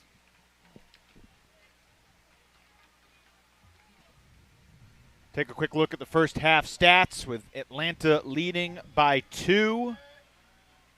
Certainly breaks aplenty early in this game. Colorado got 1 break back, but the buzzer beaters are really the reason that they are very much within striking distance here. About 4 red zone turnovers from the Summit in that first half. I've heard more coaches via your Tuesday Toss column and other conversations that I've had harp on red zone efficiency this season than ever before. Wow. I wrote about it this past week. Last year in the UFA, top 11 teams in red zone were all 500 or better. This year, it's 10 of the top 11 red zone teams are above 500 or better. The only exception is San Diego, and they've had to play Salt Lake twice. Justin Burnett going all out for the block. Back up, bouncing on the mark. Atlanta putting a lot of pressure on right here. Now a double team near the goal line. Burnett fades away, cross-field shot. Hung up there for a while, but eventually got to Denny Beaches, and Colorado somehow, some way, guys, within 1. I mean, Denny Beaches is one of those guys who's known in the Colorado elite men's scene and maybe in the club division as a motor guy. He's always going to be churning at the front of the stack. It's going to be so frustrating to have to go step for step with him. But what does he do on this point? Atlanta's non-traditional defensive look forces Colorado to be a little patient and pick at spots. And in 2 different instances, Denny finds the soft spot. Nethercutt's initiation over the top. He's all the way deep, stretched out wide. And in the red zone, he's keeping just enough space that touch throw can make it into his breadbasket. Yeah, and you could see how tough that red zone moment was for Colorado. Like, Tabor had to throw a tough like over-the-top blade off 1 foot, and he executed it. But that's a tough look, and the pressure was real. And I think that's why we've seen red zone turnovers for Colorado, is that Atlanta's really locking in. Holzmeyer gaining yards on the under. AG on the mark. Stall count rising, and a difficult reset, but Langdon brings it in. Gosh, and Holzmeyer just looks like an adult playing with children out there. I mean, he is so big. Lumberjacks going back to the mountains after this game. Right. Langdon always working. Well, this Atlanta team has melded the Southeast really nicely. When you think about the Tuba Benson, Jaja, Florida core that they had with the Cannons, Langdon and Fairley and Lay and O'Brien. They had guys from Tennessee. They had guys from Birmingham and Huntsville. This is a together team right now, looking for a statement road win. And a result that could leave the Summit reeling a little bit. They could be 1-2, headed to face Oakland and Salt Lake on the road next week. The following week they go to Madison and Minnesota. Yeah, if you're going to win one of the games, it should be this one. Well, Austin Knabb had a wide open angle to get it to Lay, but he just overthrew him, and Colorado has a chance to break and tie right now. And Hodeling picks up the disc, walks to the line, double team right off the bat. Sandy Brown. That's the critical throw right there. From Brown back to Hodeling. The guest gets the disc back between the numbers. Exactly what Mikey Lund was talking about. And then Hodeling, who's had a great night, did not see Christian Olsen poaching in the lane. Deep shot the other way. Jeremy Langdon runs it down for Atlanta.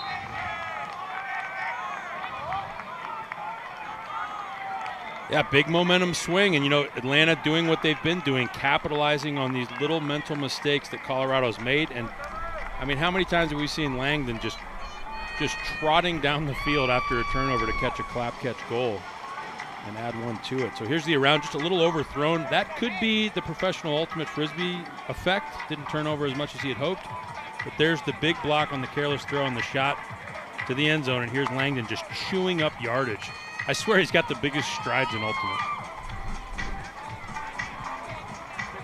Third goal of the night for Jeremy Langdon, product of the University of Central Florida. There's Jakeem Polk. He's got an amazing story as well.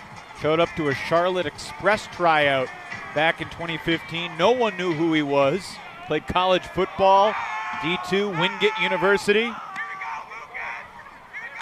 And he's not just made an impact, but he's lasted for a long time. Come back from a torn Achilles a couple of years ago. Well, and to see him pulling is like, wait, Jakeem Polk is pulling? He's not just an athlete. He's a true ultimate player with throws and the whole package. It's amazing, yeah. They got O'Brien for the foul there. Having a chat with Tatum as they march off the 10 yards. And he actually tried to march off about 13, and Jonathan Monforti's right on top of it. Classic Tatum. Nethercutt a little bit behind Tabor with that throw. It's the first Nethercutt throwaway of the season. That's kind of what we've been seeing all year. It's between the ears with Colorado. There's absolutely no skill shortage. They have the right personnel, but it's just not between their ears right now. Miller over the stack. Kobira reads it for St. John's.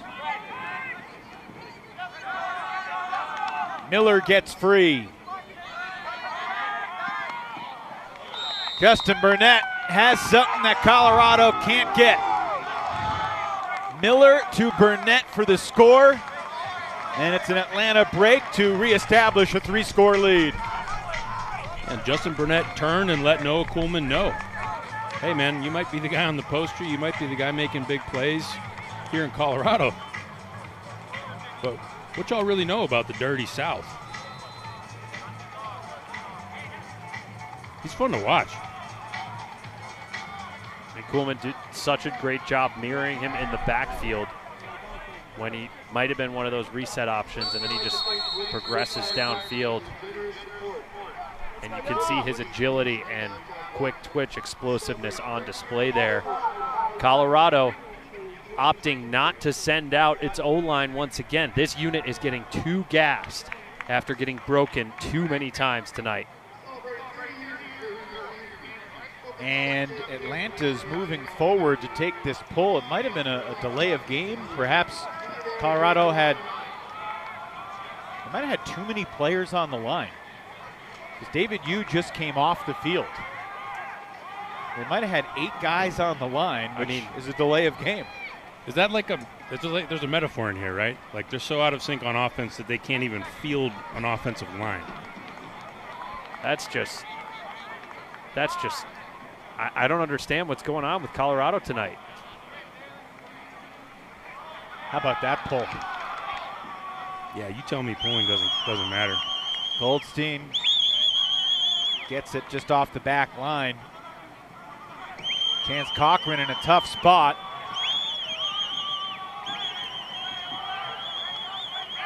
Cochran's a nice guy to have in these situations, and he'll rip it deep.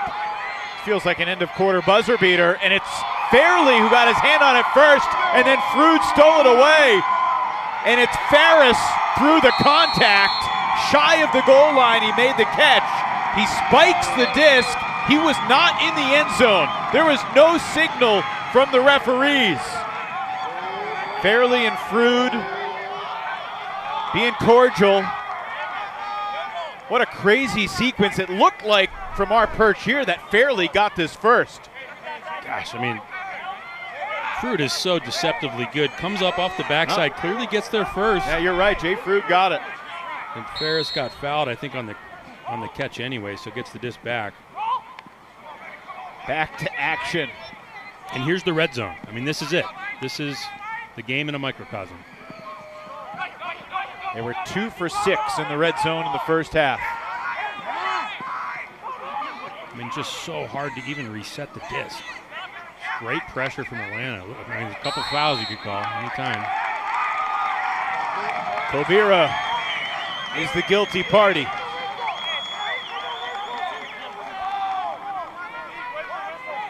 Zeke Thorson's coming from College Nationals saying, what the heck is this, man?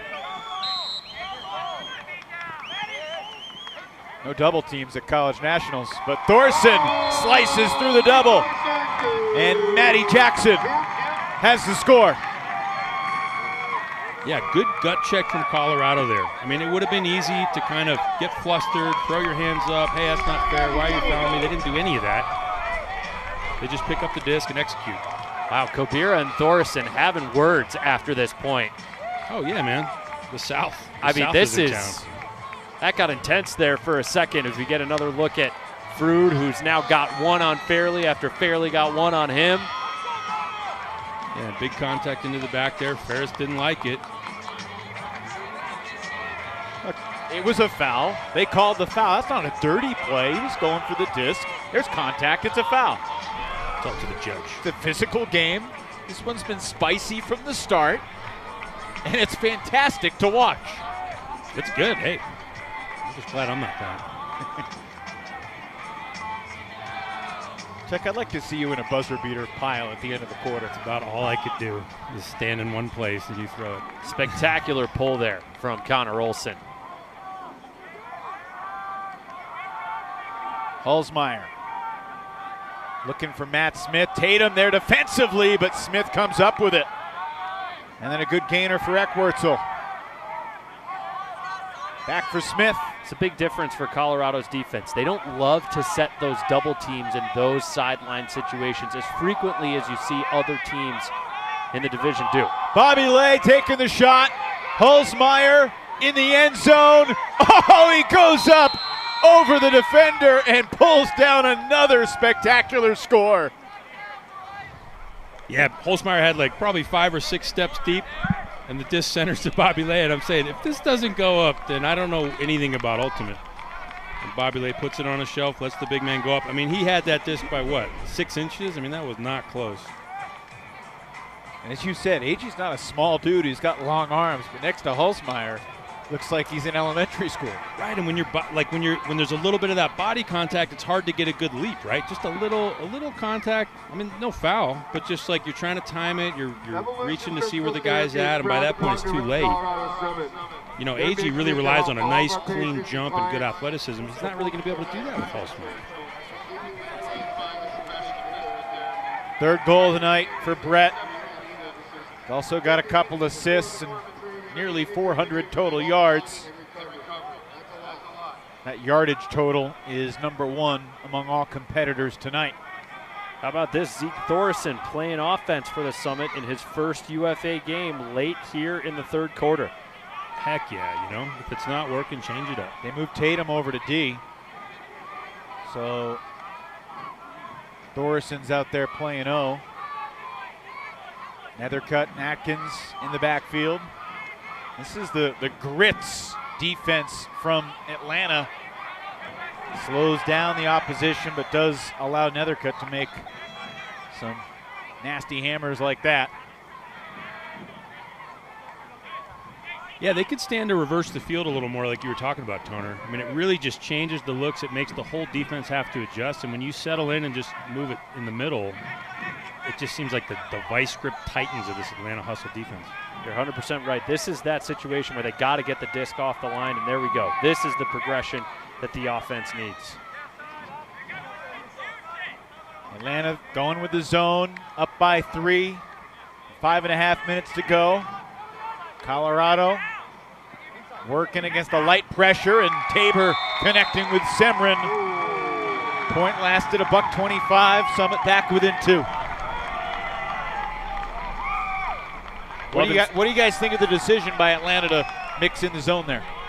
Well, when you got a 3-goal lead and this offense hasn't been able to complete clean points all night, I love it. You're making them think, you're making them run, you're increasing the volume, every extra throw is another opportunity for a turnover for a group that's looked shaky all night long. And you're eating clock when you've got that big buffer. I love that decision for the Atlanta coaching staff. Yeah, I thought Colorado did a good job of staying disciplined and keeping downfield, keeping the field wide. You know, they've been struggling with these poachers, and when you get a lot of guys in one area, the poach is real. And I think they did a nice job of keeping the field stretched. I'd still like to see them reverse the field all the way, sideline to sideline. I think that would really cause a problem. Austin Taylor tracking down that pull in the corner by the fence, so he's going to have it on the sideline about halfway into the end zone. This is a big momentum point. You can kind of feel it. Colorado's onto something. Atlanta needs to answer here. If they don't, you know, we're right back within one. It's a nice cut by Austin Knabb. Mixing and matching his angles to get free and give an option there to Austin Taylor in a tricky situation. Of course, Atlanta's not out of the woods yet. Holzmeyer, Langdon going deep again. Throw's not going up yet. Tough catch on a throw that was a little bit behind Brett. Holzmeyer's bolting deep. Bobby Lay marked pretty well by Hodling. Great mark by Hodling. That was going to go up. You can feel the tension with every throw. Holzmeyer thought about the deep shot for Smith, who now comes back underneath. Colorado generating some pressure. Atlanta withstanding it so far. Pressure over time, though. It mounts. Look at this, Tatum drawing the Holzmeyer matchup right now, and then AG switching back. You know, and as dangerous as Holzmeyer is with the disc, you kind of just have to push him under at this point. He is just eating your lunch when he goes deep. After the New York win, Atlanta just talked about winning with their legs offensively. They were very good that game from an offensive standpoint. New York didn't get a break until about a minute to go in the game.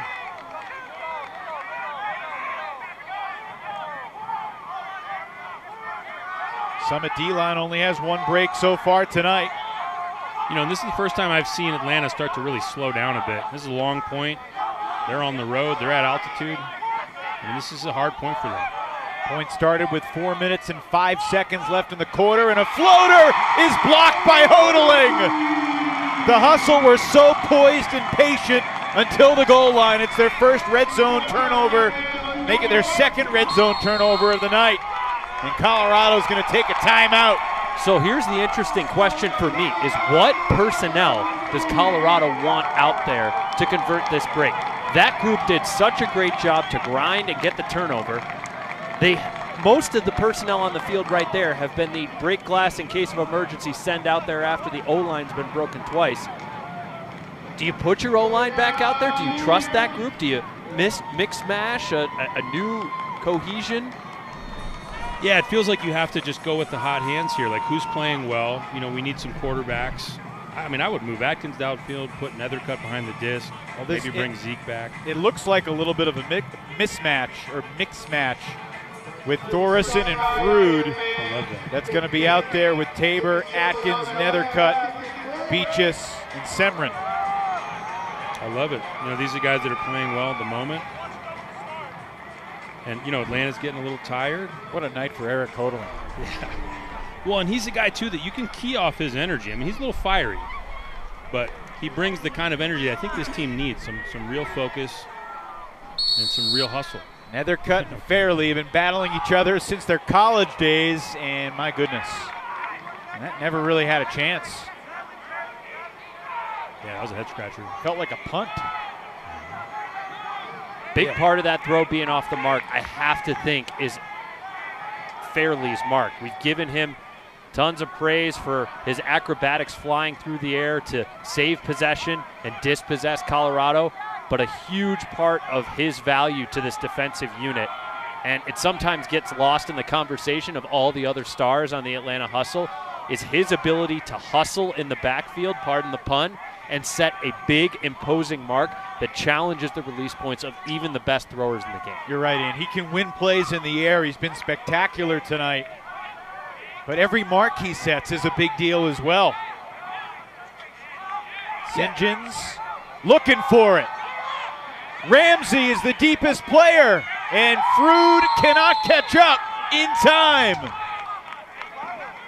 And a turning point hold right there for Atlanta on a point that lasted 3.5 minutes and included a Colorado timeout.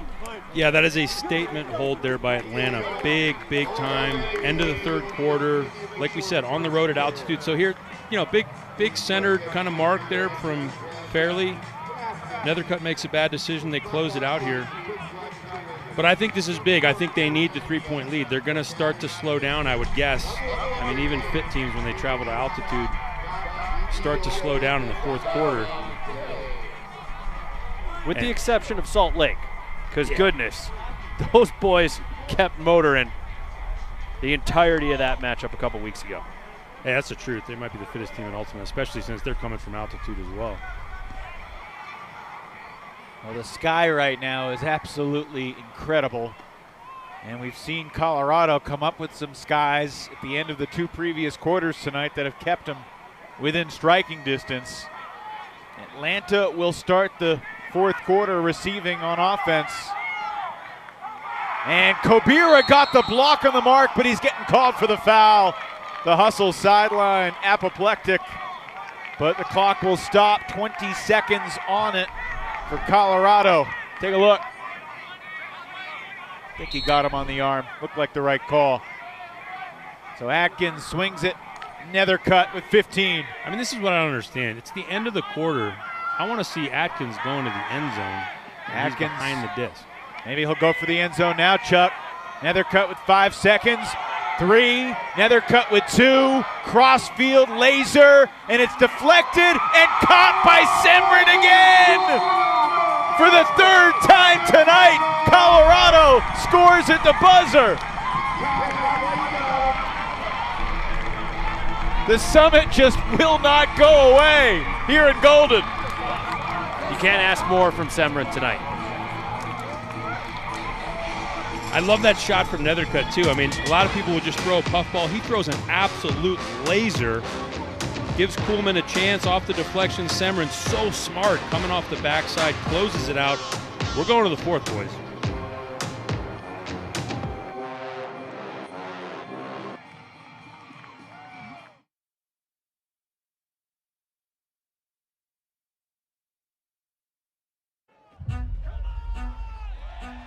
Oh, he's getting the crowd going. Are you kidding me? You are kidding me! Holy smokes! Was there any doubt? Was there any doubt? This is going to be the game. Joe Clutton battling for position. He tips it to the end zone where it's caught by Elijah Jaime at the buzzer to tie the game. Incredible awareness from Clutton, and we've got overtime tonight. On the grand stage to keep possession. Huge bid, gets the time. Opportunity for the Germans, and they break with ease. Throw it the full 80 yards to the field? Are you kidding me? And an incredible catch. You are kidding me. Oh my gosh! One of the plays of the year.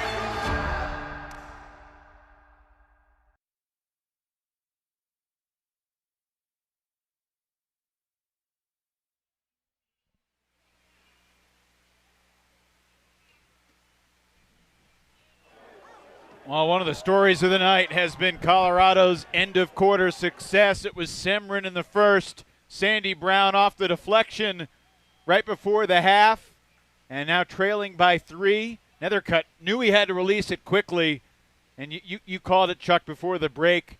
Didn't float it, put it with some spice and some sizzle, and off the deflection, Colorado gets a nice little boost as we head to the final 12. And look at that sky, folks. If you haven't been out to Marv Kay Stadium here in Golden, I mean, look at that sky. This is real. That's not a painting, by the way. Might as well be. Got a lot of smart engineers here, but no AI was used in the creation of that shot. And Hodeling's back, the boy. Huge weekend across the Ultimate Frisbee Association. There are 14 total games across Friday, Saturday, and Sunday. Hope you'll support the cause and download and subscribe to watchufa.tv. There's nothing you got to download. You just go to the website and give your $11.99 a month and get great games all season long and support the Ultimate Frisbee Association here in our second decade. Year 3 for Colorado. Atlanta started up in 2015. This is the first time we've seen these two teams come together. Atlanta still dreaming of getting a championship weekend. They thought they had it last year, but were stunned in double overtime at home in the South Division final. Colorado got a taste of championship weekend 2 years ago, but fell short against the Chicago Union in the semifinals. Matt Smith a little shaken up. He's been a little snake bit, and I probably shouldn't say that because it might hit a little too close to home because he literally missed the season opener after he got bit in the calf by a dog out of nowhere. So that cost him a game. Matt, a new dad. Hopefully he's all right. That happened to Jake Radak 1 or 2 seasons ago too? Might have. Sounds familiar. By the way, they're still in a weather delay in Austin tonight. Seoul with a 1-goal lead after halftime, and it's unclear whether that game's going to resume. If it doesn't, they've gotten through a half, so Austin could get a 1-goal win in a game that wasn't a full 4 quarters, but still would count in the standings if they can't resume it. Both those teams have games tomorrow as well. Certainly the South Division race has 3 of maybe the top 5 teams in the league, depending on what you think of Boston tonight after they upset New York in New York. But Atlanta, Carolina, and Austin, that's a really tough playoff picture no matter where the seeds fall. I want to believe in Austin. That result last week against Chicago was a real head scratcher in my mind, and maybe I'm underestimating or undervaluing Chicago. They were playing in very windy conditions. Chicago did get a win tonight as well, coming from behind against Madison, winning by 1 on the campus of Northwestern, Chuck's old stomping grounds. And we got contact downfield against Colorado. Atlanta with its 2-goal lead has already taken 2 minutes off the clock here to start the 4th. And Brett looks a little tired to me. Langdon doesn't. Floater, Eckwurzel, and it's off his fingertips, incomplete. But we got a foul, pass interference against AG. That's interesting. I thought he did a pretty good job of just going up and contesting. He obviously didn't get the block clean, but we got one view up here in the booth. I want to see how this looks in slow-mo, which of course the refs don't have the benefit of. I mean, that's as clean as it could be. Yeah, oof. Unfortunate. I mean, I thought AG did a good job of just making the catch hard, and he biffed it. Schuber awkwardly gets from Eckwurzel to Holzmeyer, and the spice is rising. Yeah, Bobby Lay with a little chirp. Nothing new there. So it is a 3-goal advantage again for Atlanta as they hold a nearly 3-minute possession to start the 4th. That was interesting. So AG goes up, makes a clean contest, right? But then he appealed for the integrity call. Did not get it. Some teams will make the integrity call, some won't. Here's Bobby. Still talking.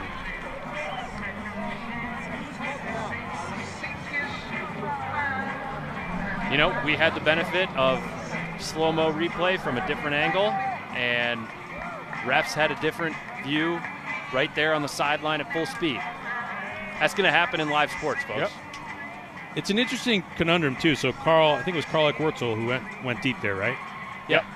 So he may know that it was clean, but, you know, in a ref game, so it's like, when do you, you're going to get some calls, you're going to miss some calls. When do you do the integrity thing? I agree with y'all that wasn't necessarily a foul call. With it should have been a foul with the amount of physicality we had tonight. But I don't think it's an indefensible call either. Noah Kuhlman beats Burnett And he's not in. Stall count's going right now. Coleman needs to get rid of it quickly, and he does, and Thoresen has the goal for the Summit. A 3-minute possession, and then a 30-second possession. That's what Colorado needed right there. Yeah, you know, and it's a simple game. I mean, we just saw it. Just set up a play, center it to the boy. Nethercutt. I mean, he's got an absolute gun with the step deep. I don't care who it is. With the throws on the money, which it's going to be when you got Nethercutt, you're giving Noah Coleman a really nice opportunity to close out. Good call by Hank Carey. He clearly stepped with the disc just shy of the end zone line. And I mean, that's pretty impressive for Coleman to maintain the step on Burnett. I mean, right. That's the salivating matchup that we've been talking about, dreaming about all week long, and somehow in that instance, we got it isolated, and Coleman turning on the Jets in that one. Hey, by the way, they have resumed play in Texas, and Carolina, who was down 11-10, has gone on a 4-1 run and now leads 14-12 in the third quarter. So they're playing late in the capital of Texas. Atlanta with a 2-goal lead. Hustle have never trailed tonight. Colorado has never gone away either. In the middle of the fourth quarter, traveling at altitude, Atlanta's got to dig deep here and decide, do they really want to win this game or not? Olsen makes the grab, a little behind him. Back to Hayden Austin Nab. Matt Smith is back on the field for the Hustle after taking an injury not long ago. And AG's fronting Holzmeyer right now in the back of the stack. Holzmeyer's going. Back for Taylor. Olsen. If you're Atlanta, you don't need to do anything too daring. For Colorado, you're trying to incite a more daring throw to give yourself a chance on a floater.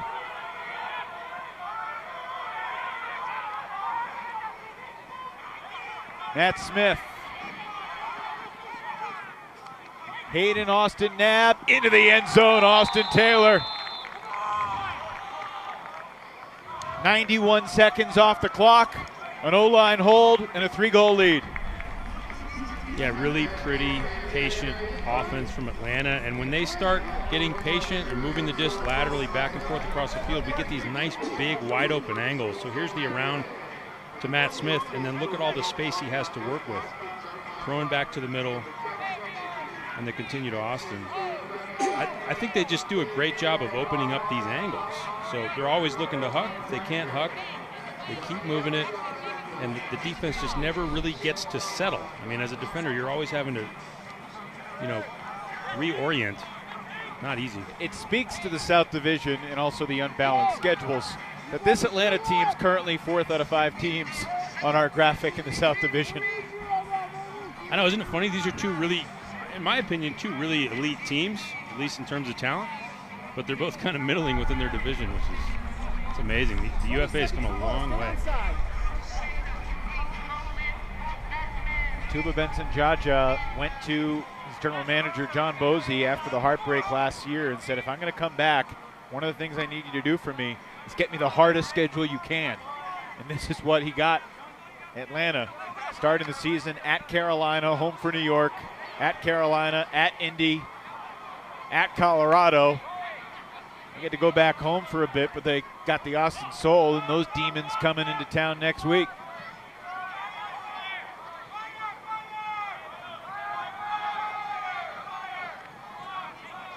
So can Colorado just stay patient, take what they're giving you, work the disc? So far, so good. Nethercutt not guarded. Now double team comes, and Nethercutt shows some beautiful vision, floating into the space for Denny Beaches. 4 straight turnover-free holds to start the 4th. Yeah, I love how Nethercutt's kind of taking a step forward, kind of taking over the point when possible. You look at his stats for today, just excellent. You know, had one really nice deep shot to Coleman, but otherwise just very steady, hitting the over the tops and just being the quarterback. And as they go down the stretch in the 4th quarter, you need him to kind of lock in and take the lead here. A lot of young guys out here ready to play. but he's clearly the savvy vet and one of the offensive stalwarts that we've ever seen. Obviously, Colorado needs to get the disc defensively. Eric Hodeling preparing to pull. Alex Tatum started the game on offense. He switched over to D-line. Kai Marshall usually doesn't go 4 full quarters without making a big play. He hasn't made one tonight. Keep that in mind as we tick towards 6 minutes to go. Drawing the Holzmeyer matchup on this point. AG has had it most of the night.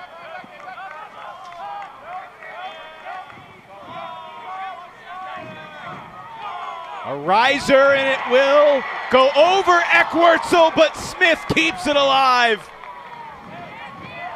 Great hustle from the veteran Matt Smith. 35 years of age, playing his 116th career game in this league.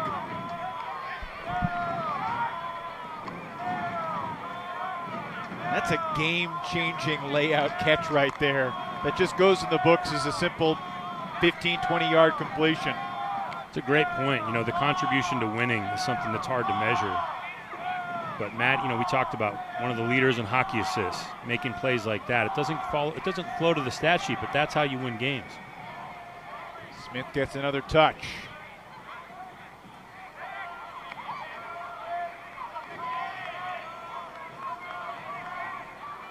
And it's interesting. You know, guys like Holzmeyer and Lay have taken some of that Matt Smith energy. To be safe with the disc, take care of business, let's get it done type energy. Christian Olsen puts the hustle back up by 3 once again. It's big. You're starting to see the mettle of this team, this Atlanta Hustle team. So errant throw there, kind of a tired throw. But here comes Matt Smith doing whatever it takes to get this team across the finish line. And Holzmeyer able to finish it with a nice, soft around. And this is hard. You know, you may not see it on the screen, but, you know, these guys are in the 4th quarter at elevation on the road. And every team that comes here kind of says the same thing. This is a tough road trip. And they're showing you what they're made of. Brett Holzmeyer right now is leading the hustle in throwing yards and receiving yards. But what is he actually contributing? And goals. He is second on the team, third on the team actually in assists, so he could pick it up there. Let's just be honest. Colorado's had no answer for him. They've tried to switch up the matchups. They've tried to body him.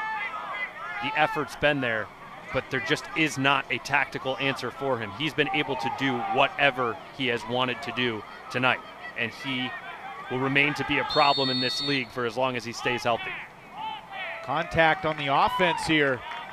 So this will back Colorado up 10 yards, and the clock continues to tick. Watching Kuhlman in the lane with Burnett on him is just absolutely a pleasure to watch. Burnett is tough. And Colorado with an unforced turnover there. I mean, unforced to a certain extent. Certainly the pressure's been mounting. Right, pressure over time, and then you start making a mental error. Adam Miller sending Jakeem Polk. He hits him in stride, and that might be the knockout punch tonight here in the Rockies. I mean, how does Jock get steps on a first throw after a turnover? Number 1 rule, protect the house. You also know Jock is one of the athletes that you want to have a body behind at all times. I don't understand that one. Yeah, mental error, little fatigue. You know, that's a kind of a tired defensive decision is what it looks like to me.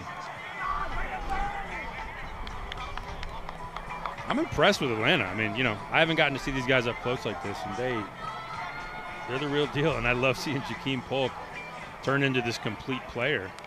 They're deep, they're big, they're athletic, they're skilled, and Tuba has instilled a different mentality over the past season plus that you're seeing on the field tonight with how they've performed in moments of adversity. Yeah, he's got just this great voice. I remember one of my first college tournaments was Georgia Southern's, and he was the tournament director, and at the captain's meeting Saturday morning, he's standing on a table, And I just wanted to listen, you know. That's all I knew. I wanted to listen to this guy. Fond memories of Statesboro, Georgia, going to Southerns. Ian, you played in Southerns in your career, didn't you? I don't know if I ever drew Southerns on my regular season calendar. Certainly played in Easterns quite a bit, but Southerns might not have been on my calendar. Aside from getting a flat tire in Statesboro on Easter weekend and having nowhere to go to get a new tire, it was a really memorable experience.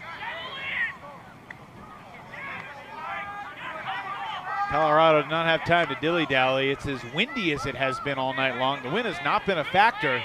All of a sudden right now the flag's whipping and all these short completions become a little bit more iffy. 3-goal game, 2:34 to go as Goldstein scores. That was unbelievable. That was a hodgepodge line with UFA rookies, a couple of vets that have been playing D-line, and maybe one or two traditional O-line pieces, but they made lighter work of this Atlanta zone or junk set, however you want to characterize it, than Colorado's starting O-line did. And they needed to do it quickly to give this team any kind of a chance of a comeback here.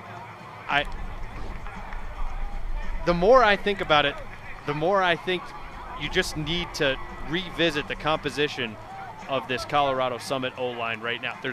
The chemistry's not there. There's no doubt they're working hard drilling the patterns in practice, but the group that is starting for offense is just not on the same page. And you compare it to the performance of this D-line offense or a mishmash O-line, the comparison is obvious. Right, and like one of the things that separates the elite coaches from the rest are the adjustments, you know. And it just looks like Colorado has an adjustment to make. They tried something that, you know, on paper should work, and now they need to make the adjustment. Hey fans, by the way, there's no better time to get your WatchUFA.tv subscription. Carolina and Austin are tied 14-all, 10 minutes to go in the fourth quarter. As soon as we're done here, and we may not be done quite yet because Zeke Thorson just got a hand block on the mark against Bobby Lay, but you can go multi-screen right now. Get that Flyers Soul game up. It's going to have an electric finish. And here's the red zone. Colorado trying to get within 2, and that'll do it. Just hard to put away, man. You know, it's good to be hard to kill. And I think this Colorado Summit team, they just do not want to lie down. You know, as a Summit fan, I like to see that. I like to see some fight from the boys. And that's just the second break of the night for the Colorado D-line. Yeah, they needed it right on time. This is one of those instances where the Colorado defensive unit needs one of those trap situations that they can go to. Can they roll a pull out the sideline, put some pressure on somebody picking up in an awkward situation with fewer throwing angles? I'm really interested to see what the call is here and how the pull is executed. Less than 2 minutes, you need at least 2 breaks. Something's got to happen. The straight man or the variation on the traditional man is not going to get it done with this amount of time left. Great hometown crowd tonight here at Marv Kay Stadium in Golden. To the Summit have another late prayer. And who knows, maybe another buzzer beater. That has been their bread and butter tonight. Halsmeyer gets rid of it to Lay. Chunk play for Eckwurzel. I mean, yeah. What do you see? Atlanta has won this battle all night long. Which battle are you talking about? The man-to-man, chunk yard, isolation downfield battle. Double team coming from Brown, and a high throw snared by Langdon. Sandy Brown doing a good job of containing. I mean, there was one wide open. And a drop! Langdon lost it. Closing in a minute to play. If you're Colorado, you can't hang around. You got to just take a shot. Sam Goldstein. Cross midfield. Under a minute. Colorado trailing by 2. They were down 4 with 3:40 to go. And the last gasp, I mean, may have just lost the air. I don't know. That group had a timeout left. Timeout Atlanta. 43 seconds left. Hustle disc and a 2-goal lead. tough sequence there. I mean, they needed to score and score fast. Hodling steps through the mark and just tries to lace one to his left, and it's a catch block. So, look, we've talked a lot tonight about coaching, and we've talked a lot about Tuba and how he instills mentality in his team. I'm wondering who does that for Colorado, because Tim Kafalis and Mikey Lund are fascinating ultimate minds, but neither is a real rah-rah energy guy. And Atlanta has won the energy battle tonight. Yeah, I think it's true. I think they're looking for that identity and that person to key on. You know, I agree with you. You know, culture might be the one area where they can kind of investigate and see how they want to. Basically, like, how do you want to deal with real adversity and pressure? I don't think they quite have an answer. So still early in their season. Looks like the Summit are going to fall to 1-2 with a really tough road stretch coming up at Oakland, at Salt Lake, at Madison, and Bree Stevens Field, and all that energy, and then at Minnesota to play the Wind Chill, who won the Central last year and nearly knocked off Salt Lake in the playoffs. And big props to Atlanta for coming to elevation, coming out here to Colorado and just putting their foot down and taking this game. And despite Colorado's great execution and quality fortune at the end of quarters, at the end of the fourth quarter, it's Atlanta standing tall. Tuba Benson-Jaja brings the hustle to Golden and walks out with an 18-16 win over the Colorado Summit.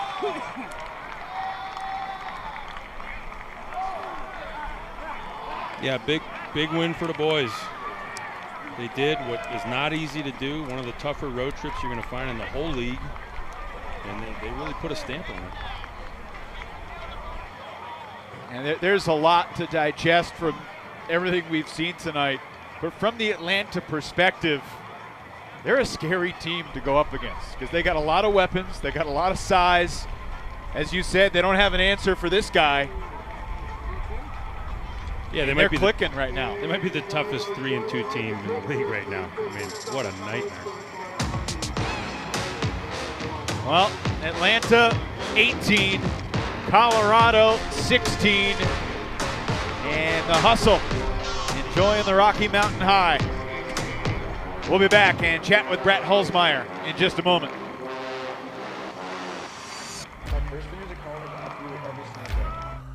Of course you want to be a champion. Of course you want to be working toward winning titles. Be happy, but never satisfied.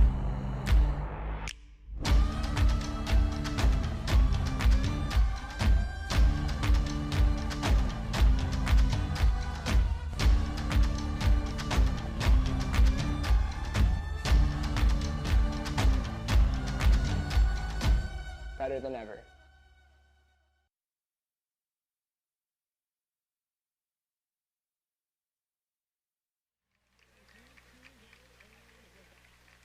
All righty, we are back. The twilight here in Golden, Colorado, and the Atlanta Hustle have spoiled the party for Summit fans at Marv Kay Stadium. We've got Brett Hulsmeyer on the mic. Another great game for you, Brett, and the Hustle. Brett, congratulations.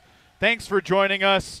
We talked to you at the end of the New York win 4 weeks ago, and here we are at the end of the month. It's been an interesting season so far for the Hustle, but tonight you guys came out strong at the start and really played a strong 4 quarters. Your thoughts on getting this win against this tough Colorado team? Yeah, I think this is we faced a lot of tough downfield pressure. I think we really we kind of hucked our way out of it at the beginning of the game, which it's really hard for them as a defense. Like when we're hitting and completing 50-50s, because then they have to adjust and then play way more over the top. So that then in the fourth quarter, when we want to just run the ball and throw a million passes, we can just do that, which I felt like we did excellently. Hey, Brett, you're a guy with great size, but you really seem to know how to use it well around the disc and even on the deep shots. Is there anything you think about when you're going for a disc about how to use your size to your advantage? I feel like, as you're going, you got to feel where the guy is coming from behind you, because if somebody's throwing it to you deep, you probably have steps. So he's having to recover from some direction. and making it really hard. I think I had AG on me most of the game. That guy's super fast. But, like, all I'm trying to do is put my body in the way so his speed is, like, minimized, and then it's really just a jump ball between the two of us. Brett, zooming out for a little bit. Great performance tonight for you and the team. What do you think this team's ceiling is as you look ahead to the rest of the season?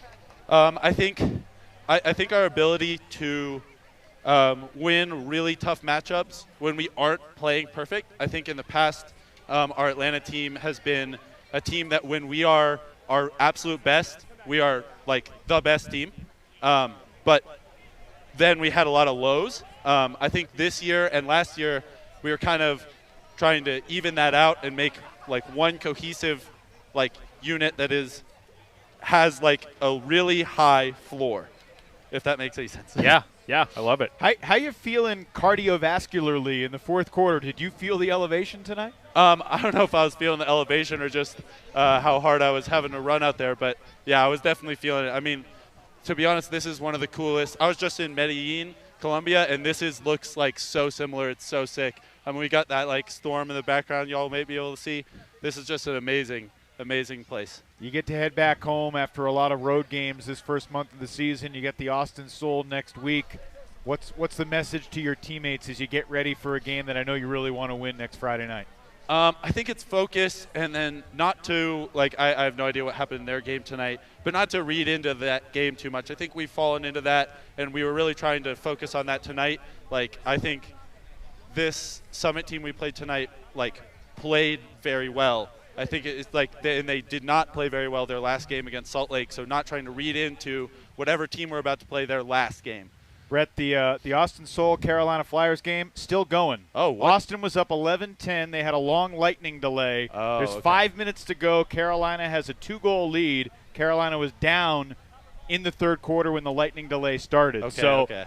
You can get back to your huddle and maybe get the end of that game on WatchUFA.tv. Yeah, we're going to have to pass people over to WatchUFA.tv to get that one. Yeah, thanks for joining us, Brett. Fun watching you tonight. Congrats, and look forward to seeing you down the road, my friend. Thanks, Evan. See ya. Yep, Brett Hulsmeyer, 4 goals, 3 assists, 329 receiving yards, 253 throwing yards. He had 42 completions, which also led the hustle, and just 1 throwaway. This man did whatever he wanted tonight. I understand he talked about this team kind of hucking itself out of tough situations, but when he wanted to go deep, he brought the deep ball down. When he wanted to play small ball in the red zone, he did that, and no one could take that away from him. Yeah, with great size comes great responsibility, and I think Brett just put this team on his back and just won his matchup all night. He was around the disc doing what he wanted. He was going deep doing what he wanted. And just toughness. Guys like Fairley just coming out here and imposing their will on Colorado. And for the Summit, it's gut check time. They're at Oakland, at Salt Lake. We'll also see them in the Super Series 2 weeks from tomorrow at Minnesota. Atlanta's home for Austin next Friday night. Thanks for joining us for our UFA Super Series coverage tonight. For our entire crew, for Chuck Kindred and Ian Toner, I'm Evan Lepler saying good night from Golden.